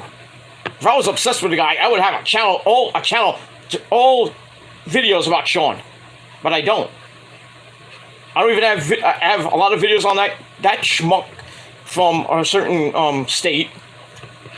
He looks like a goddamn mammal, but I don't have a lot of videos on that guy. I could care less about him. I don't have to do 5,000 videos. That he does because he has such a hard-on for me. And others. But most of his channel, he has like 400, almost 500 videos. Half of the, half of, let me say that again. More than half his channel is dedicated to me. Probably has my picture on his wall. Or on his phone. On his, when you open your phone, you have the wallpaper. Probably has my sexy face on his phone when he opens his phone. He has my picture probably on his laptop or his desktop. He masturbates to me probably. I hope you have a good time. Just make sure you clean your sheets and clean your underwear. Make sure Daddy doesn't watch you. What are you doing this? What the fuck? I didn't teach you that.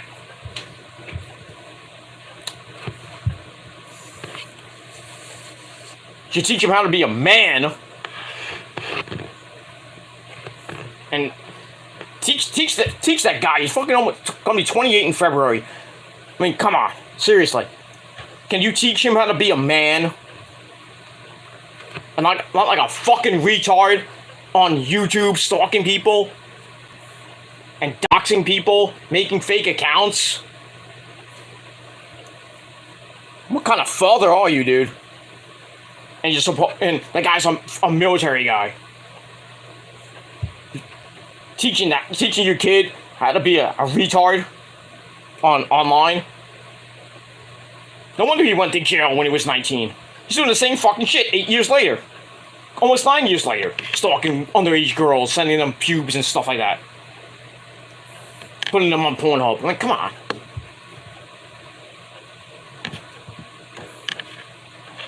Get a life, dude. Get a life, or you're gonna end up in jail for longer than you were with when you were 19, when you stalked that underage girl, Kellyanne. Big ups to her. And Cactus and everybody else. Get a life, man. Get out of that fucking apartment. Get your own apartment. You have all this money. You have a whole bunch of shares. You're a shareholder with the WWE and Sirius XM, supposedly. And all these other things. You supposedly have an actual job. Why don't you take some of that money that you're making and go get yourself an apartment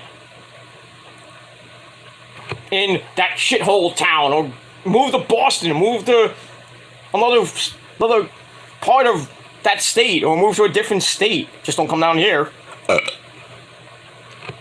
You don't want to come back to New York. You don't want to live in New York. Trust me, you don't. Not saying because of me, because New York is a shithole. That's why I'm getting out of this fucking state in a few years. I'm out of here. I already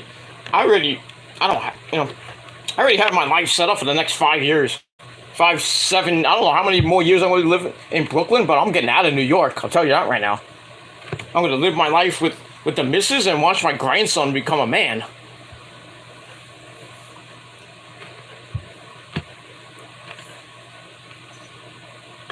That's what I'm going to do. I'm going to live in another state, whether it be Florida, whether it be California, whether it be Texas, Mexico, Italy, England, I don't care.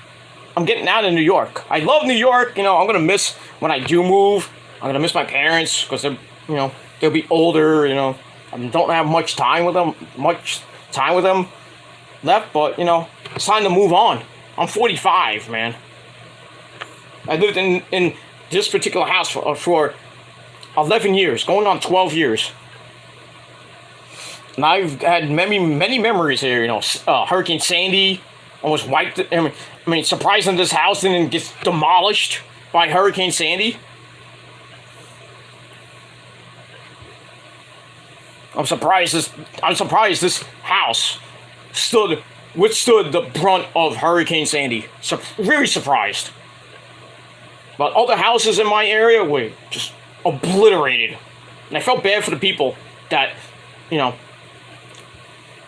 lost their houses and everything. They lost some lives, they lost pets and shit, appliances. This house, we didn't lose much except for a refrigerator. That's all we lost was a refrigerator. The old refrigerator, not the one I have now. Everything else was fine. We got a little bit of water in the house. It didn't rise up. And the house was underwater. The water started coming in, and me and Rosa went to the attic. The second floor, where we have another floor, which is the attic. So we went up there. We were there for 20 minutes. I'm I got really nervous because I thought the house could go on the water, and I can't really swim that much. Rosa could. I thought the house was gonna go underwater, and I was gonna die. And I'm calling my parents. I'm like, what the hell's going on? I'm crying up the wazoo because I was scared. And long story short, the water started receding around 8, 9 o'clock. It was still up to my door. And then I came down. There was a little bit of water. So we put towels and everything, just to get the water out. And then the fire department came down the block and then saw, anybody in the house? So we're like, yeah, get us out of here. They came in. They took me first. Or they should took Rosa first. They took me first. Put it in a boat, little dinky fucking boat. And then they took Rosa, and I was nervous because Rosa's she's not fat, but she's chunky. Took her. I thought they were gonna drop her, but thankfully, they got her out the house. This is before we had the wrestling cats, by the way. Zuzu and Cookie. This is 2012. We got Zuzu in 2013. We got Cookie in 2013. That's the first cat we got. Because I was lonely and I was like, I need a friend. So we got Cookie early 2013. Then in March of 2013 we got Zuzu, and Zuzu's been here for almost 10 years. That's how old she is. I don't know. That's not an official age, I think, but we've had her for about 10 years, and she's a Spitfire, right, Zuzu? Yeah, she's sleeping. She's taking a snooze. But as soon as I finish this and I get up to go to use the bathroom, feed me, you stupid bitch. I'm like, okay, easy. But yeah, lately she's been wanting food every 5 seconds. I think that thyroid problem is getting worse. And pretty soon I'm gonna have to go back to the vet because she has to get her shots. And that's gonna cost me a ton of money. And if we have cat insurance, but from what Rose is telling me, it's like, oh, you still have to pay the bill, but the insurance will reimburse you. Bullshit.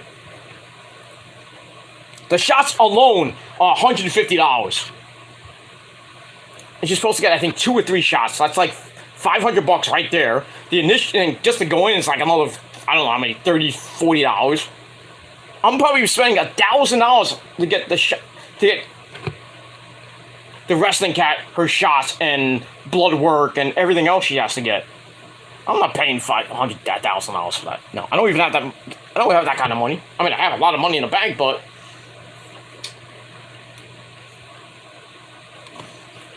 it is what it is. But I gotta do what I gotta do to keep the wrestling cat here, because she's getting older and not getting in.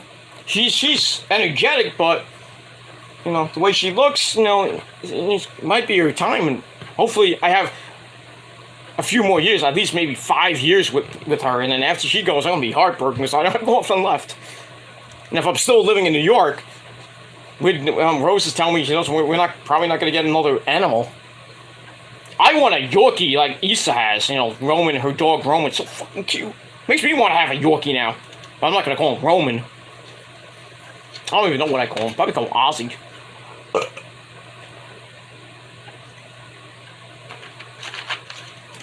Get a nice Yorkie. I would get another cat, but I'd probably get a kitten. But I don't know. My mom has a dog as a Pomchi, and he's very old. He's not doing so good himself. But when he goes, my dad's telling my mom, we're not gonna have any more animals. The pet feels too much, obviously. But my mom, is my mom, but she doesn't want to be alone, and she wants to have, a companion. When you get older, you get a dog. You're sick in your 60s, your 70s, and maybe your 80s. You want to have somebody there. You want to have a pet, to be with and cuddle on the bed and stuff like that. That's why I have Zuzu. When I'm alone and when the missus is not with me, sometimes I have to have the wrestling cat with me. But most of the time she's sleeping. Right? Diva B. Alright, we're going to finish up now. But yeah. But thank you, guys, for staying with me. Almost 3.5 hours. I'm getting out of here. It's 4:30 in the morning. Alright, let's finish up. Jade Cargo. Oh, yeah, we talked about Jade. She is jacked. She's jacked and looks goddamn good. Ivy. Oh, you bring up, kind of compare her to Ivy Nile. Yeah, Ivy's jacked too, but Jade's just on a different level than Ivy Nile. Way different. It is what it is. Anyway. Crap that Thunder Rosa is injured. Hope Athena wins. She's great. The Eclipse, so good. Her finisher. Yeah, I like her finisher. I like the Eclipse. It's pretty damn good. It's like a twisting into a stunner. It's like Twisted Bliss almost into a stunner. Pretty damn good. I think she's been used that, I think, in the indies too. I have to look that up.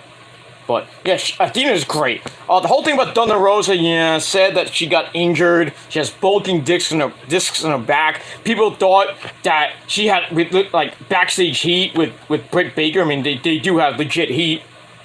They don't like each other. Same thing with Jamie Hayter. People saying that they can't get along with Thunder Rosa because she's so stiff in the ring. But Thunder Rosa came out and said, I don't give a shit about anybody. You know, he's always open to talk to people, which is great. You know, you should communicate with. You don't like somebody, talk to them.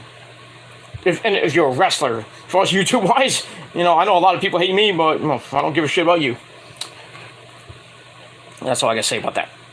But yeah, I hope Thunder Rosa comes back and wins the belt from Tony. I think it's gonna be Tony Storm.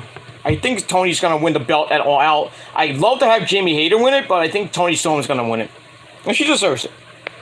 I was hoping Britt Baker, but not gonna be Britt Baker. Not gonna be Hikaru Shida. I'm sorry. I love Shida. I love all four of them, but I think Tony Storm is gonna win that match and the belt, be the interim belt. And then when Thunder Rosa gets cleared and to wrestle, they might do another fucking unification match. Don't need to do it. They don't need to do that. It is what it is, and that's it. That's funny. Your impression of Sammy Guevara entrance. The guy at the start says, Sammy Guevara. Good stuff, Pete. Thank you. Sammy Guevara, the Spanish god. Sammy Guevara. With his bitch, Ty Conti. No, I love Ty Conti. Those crazy kids. They're probably having sex every goddamn night, unless you know, the only time they're not having sex is when Ty Conti's on a period. But then again, she could be on her period and she'd be sucking fucking Sammy Guevara's dick, giving him blowjobs. I can't get fucked, but I'm gonna suck your dick. You know? Put a cap on it already. God damn it. Sammy Guevara, wrap up that burrito. Seriously? Seriously! But if I had a hot chick like Ty Conti, that looks like Ty Conti, I'd be having sex every day too. But come on. But big ups to them. You know, just keep it off TV. But I digress. They're just a second coming of Paige and Brad Maddox, basically. But I digress. Anyway. Man face a woman man face a woman watch Impact or Indies. You're right. Yeah, Impact does that. And the Indies do that.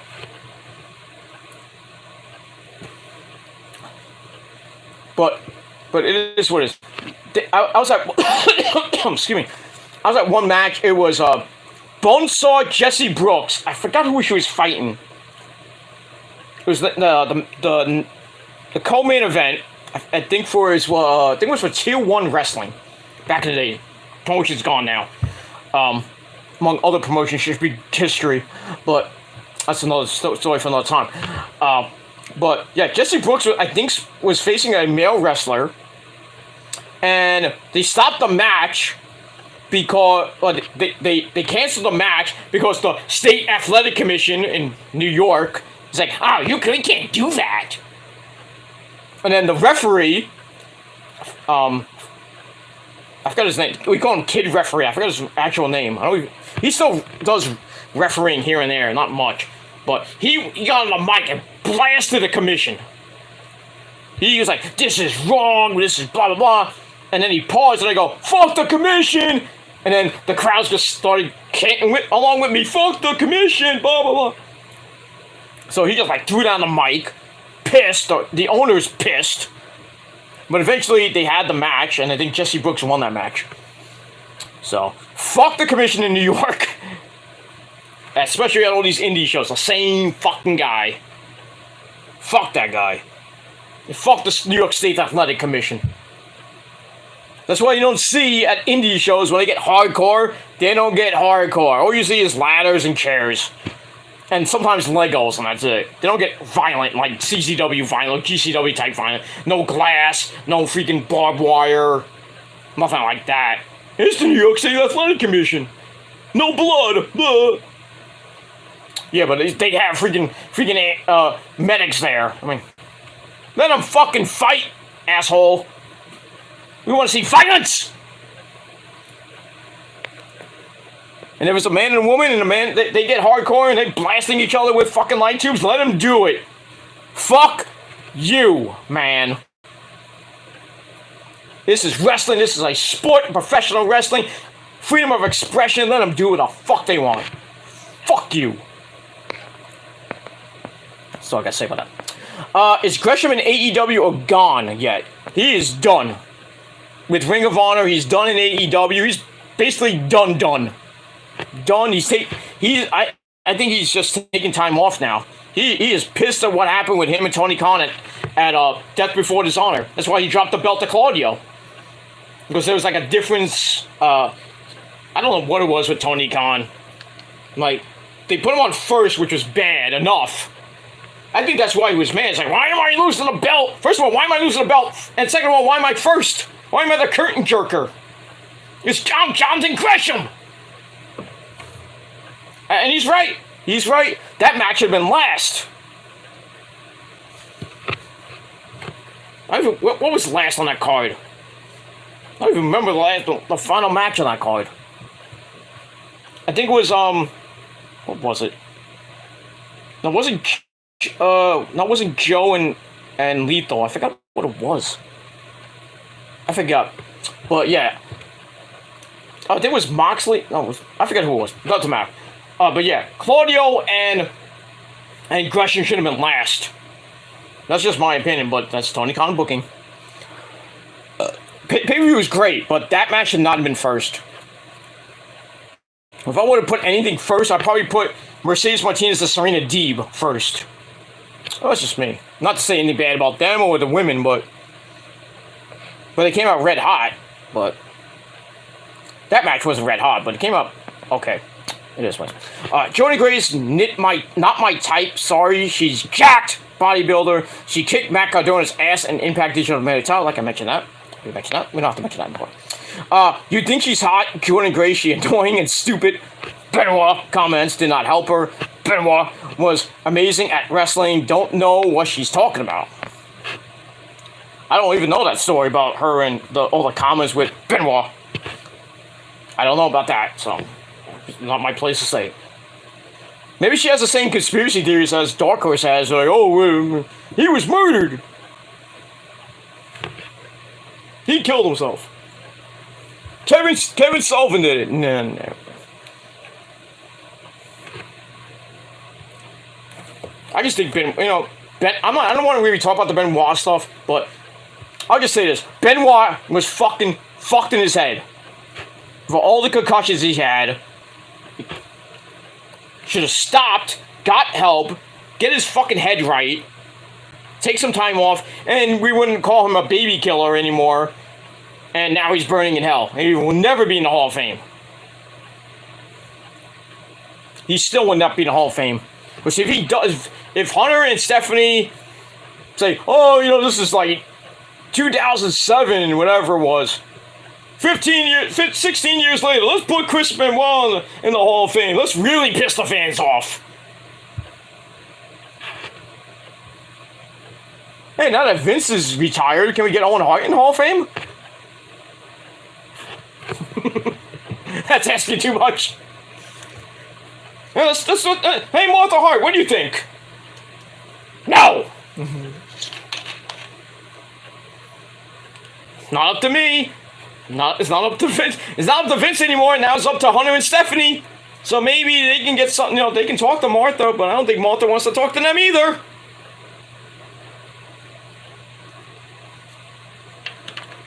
Maybe it had to take Vince McMahon retiring to finally get Owen Hart in the Hall of Fame. Maybe all it took for Owen Hart to get in the Hall of Fame was Vince to either die or retire. But like I said, you have to ask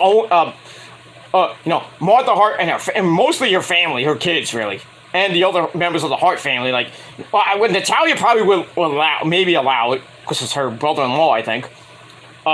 T.J. Wilson, Tyson Kidd, probably may allow it. Who else? Probably Bret Hart definitely would say yes, I would think. And I think all the other members of the Hart family, I don't know if they still hold a grudge now with...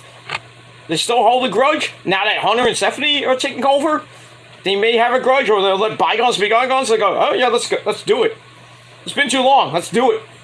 23 years later, 24 years going on now. I mean, if it happens, I'm like, great. 24 years years later. No, if they were smart, they would do that. Put Miss Elizabeth in the Hall of Fame, put China in the Hall of Fame, put a whole bunch of other people that should be in the Hall of Fame in. Gail Kim, Mickey James, Victoria, Melina. But the WWE Hall of Fame is shit. Which, guess who's gonna be in next year? The Rock, or the Undertaker. Oh, the Undertaker's in. Sorry. The most it's in L.A. Guess where The Rock lives? Oh, you thought it was Miami, right? He moved. He doesn't. I don't think he lives in Miami anymore. I think he's in La La Land. So it fits that The Rock's probably going to headline the Hall of Fame next year. If they put Vince in, if they put The Rock and Vince in the same fucking year, that's just fucked up. Really, it should just be The Rock, nobody else. But no one, WWE, they'll have to put a tag team in. They have to put a woman in, maybe a celebrity, but what other celebrity can you put in?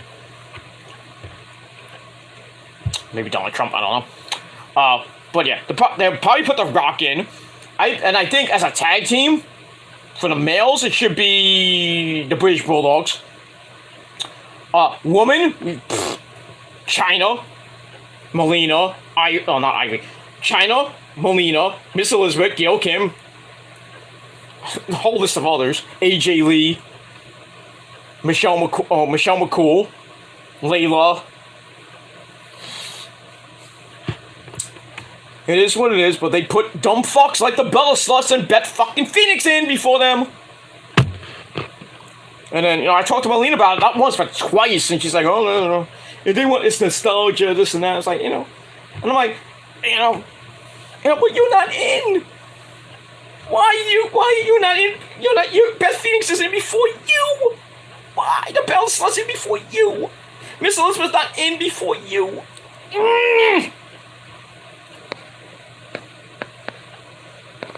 I better go because it's almost 5 o'clock in the morning. God damn it. I got a lot of comments. Alright, I'm gonna run through. Anyway. They got married last week or 2 weeks ago, Sam and Ty Conti. I think it was like a couple weeks ago. Lucky them. Where is MJF? That might have been real shoot.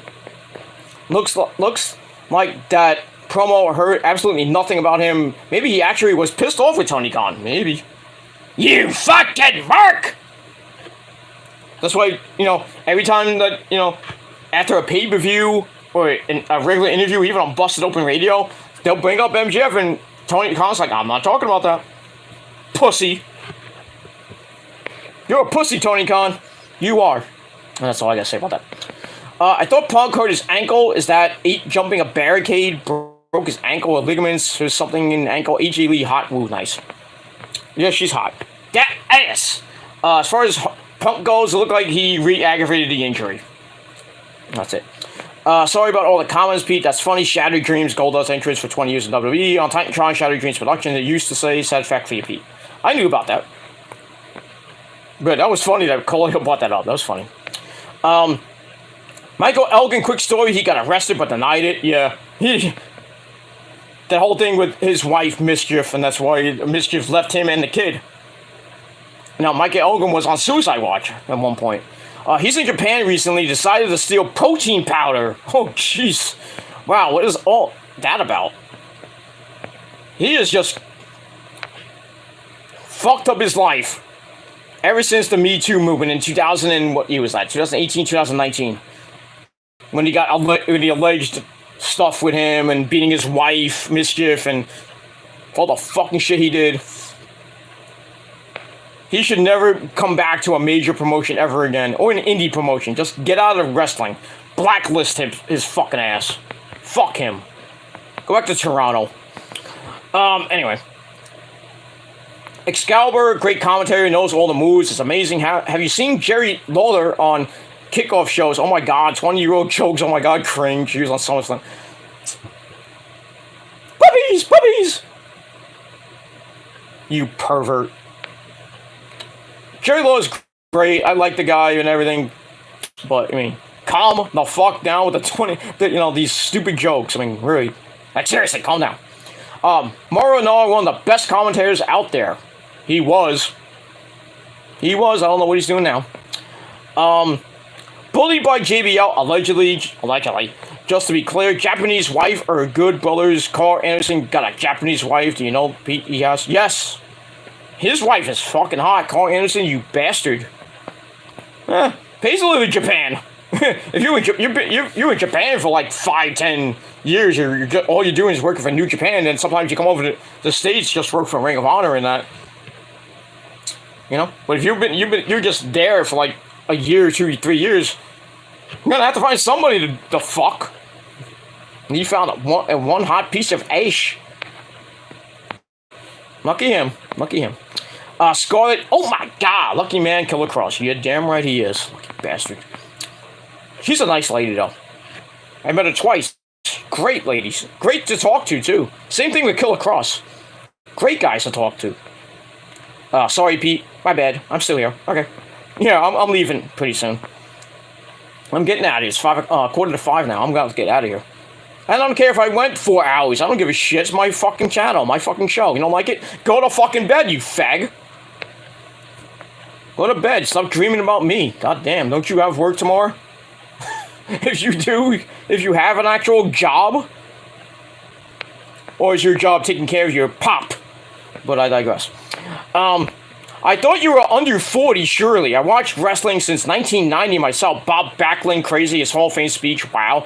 Have you seen it? 2011, 2012, maybe 2017. One of them crazy shouting down the mic. I remember when Bob Backlund went into the Hall of Fame. That was crazy. I'm Bob Backlund! Chicken wing! I'm like, calm down. Calm down. He still does that. If you meet him today, he still goes in character once in a while. He's a great guy and everything, but God, calm down. Take it easy. Why are you so crazy? Take it easy. Lay off the decaf, dude. But it is what it is. You know, Bob Backlund, you know, great WWF champion, you know, losing to the Iron Sheik. You know, he really didn't lose. Got the drop towel. He threw the towel. Then an epic feud with Bret Hart back in the early 90s. Then he won the title, I think from Bret Hart. Then he lost to that Madison Square Garden the next day to Kevin Nash. Sucks to be you. Yeah, but glad he's a Hall of Famer. Glad. Good guy. But, I'm not under 40. I'm 45, dude. My birthday was my birthday was on Christmas year 1976. That's when I was born. Do the math. I'm gonna be 46 in a couple months. I'm all say. I'm broken down. My bones are all fucked up. That's why I'm going to physical therapy to get right and everything. Get my body in shape. God damn it. You know, I gotta get in shape when I'm, you know, I want to look good. I want to get buff. Not like too buff like that. I want to take steroids. You know, I want to get in shape. You know, I want to lose a little bit of weight. I think, you know, Rosa wants to lose a little bit of weight too. She wants to get physical therapy because her knees are shot. She's always in pain. She has calcium deposits in her arm, which is not good. Now it's going into her other shoulder. She's a mess. For a girl that's old. I'm not telling you how old she is, but she's old. But I love her. Alright, I gotta get out of here because my battery's about to die. It's at 15% now. God damn. 4 hours.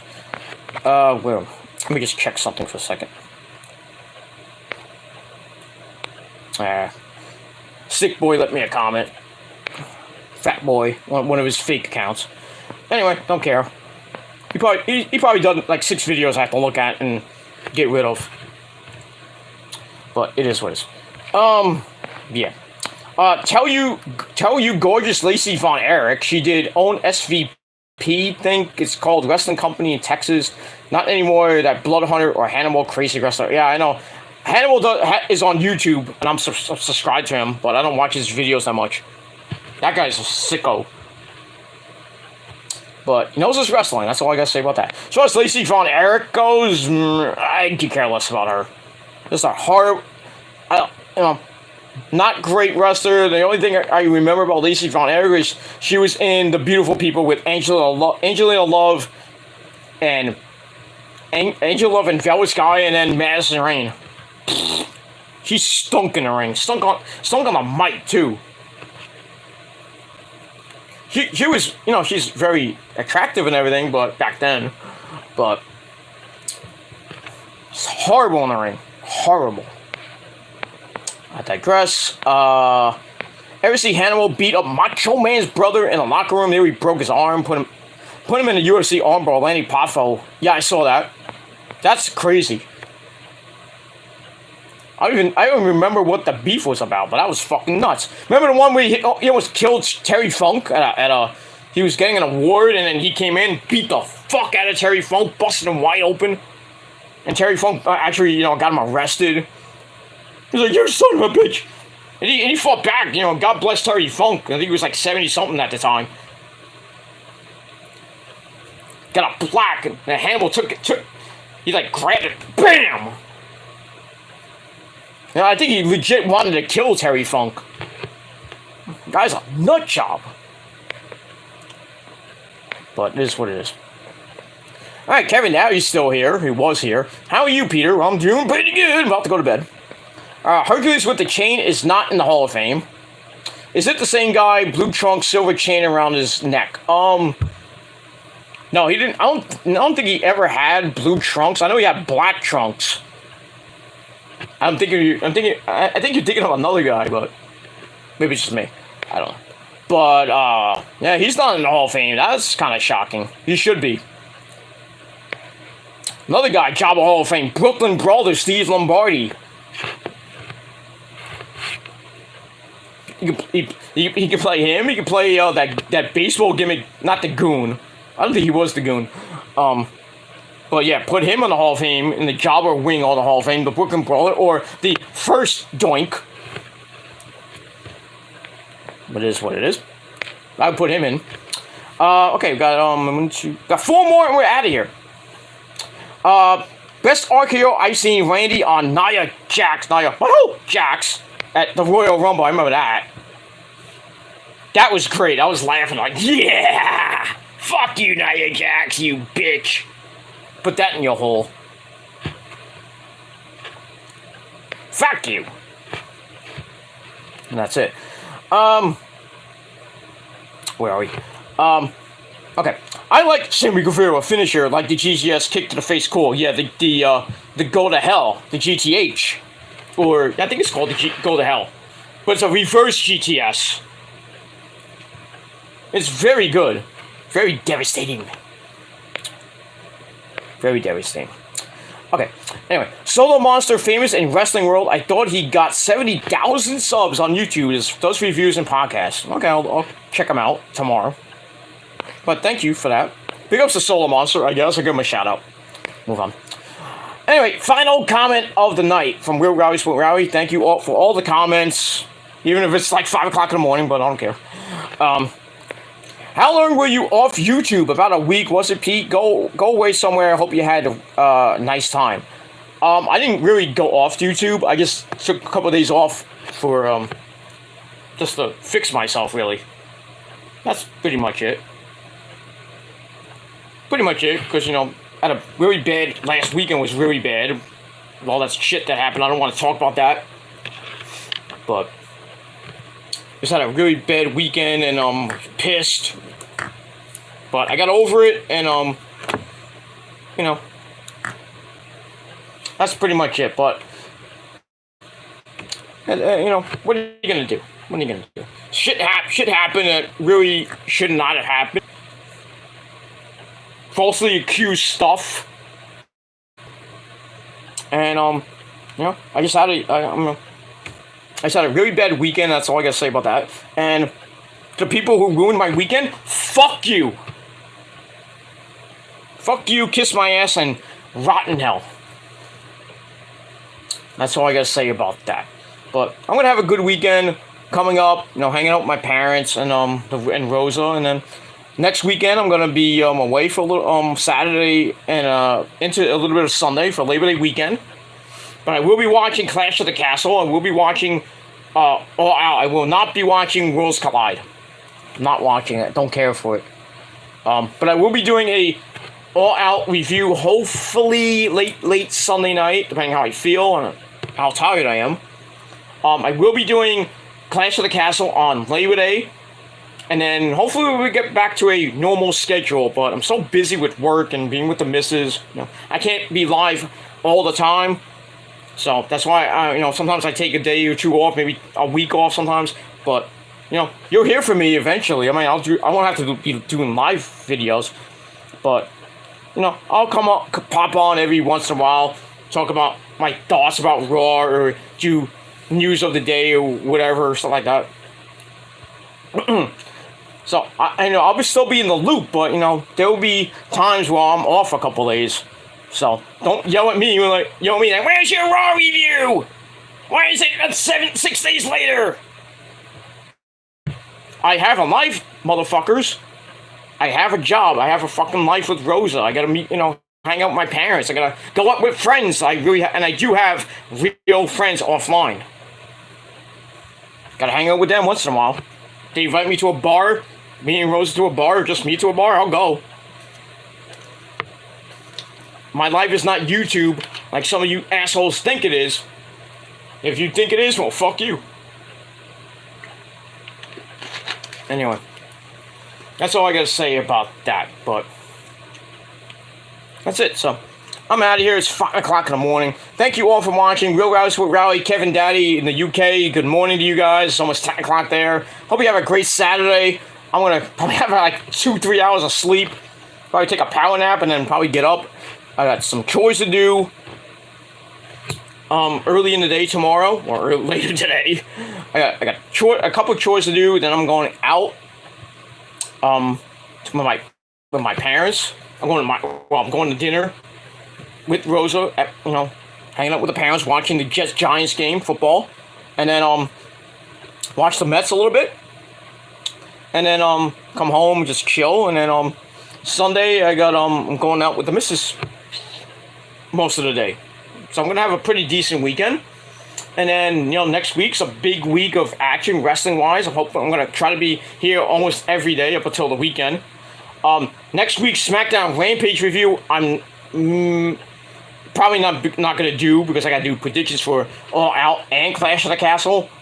I'm not doing Worlds Collide. I might talk about it a little bit, but I'm not doing a predictions video. And that predictions video will be coming Friday. Next Friday? Next Friday. So I want to get that out of the way before I have things to do. I have physical therapy and work. So I'm going to try to do that maybe after I come home from physical therapy. So I'll get that done. Then watch SmackDown Rampage, and then I'm on mini vacation mode next weekend for Labor Day weekend. And then after that, after Labor Day weekend, I'm probably I'm gonna be hopefully back to normal. And then I'm gonna cruise on through October and November and into the winter.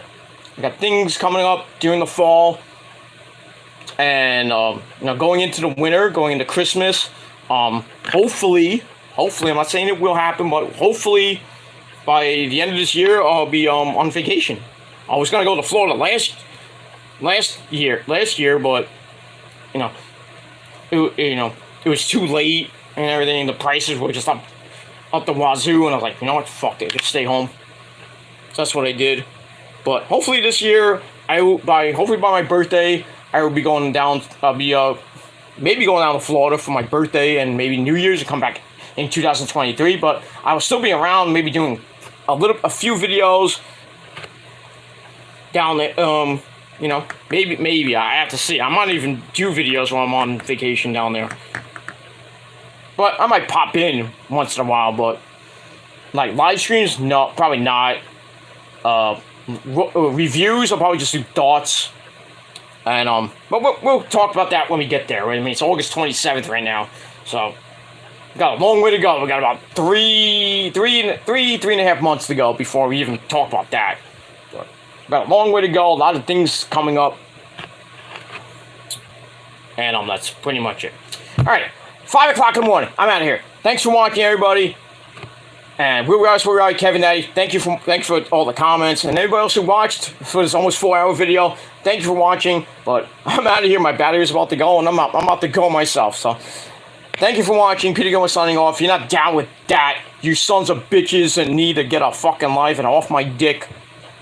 If you're not down with that, we're the Prophecy. The best thing going today. Even at 5 o'clock in the morning, we're still going. But thank you for watching. We're the Prophecy, and we got 3 words for you. Say it with me now, guys. Fuck you, man. Thanks for watching. Good night, good morning, whatever. I'm out of here. Peace.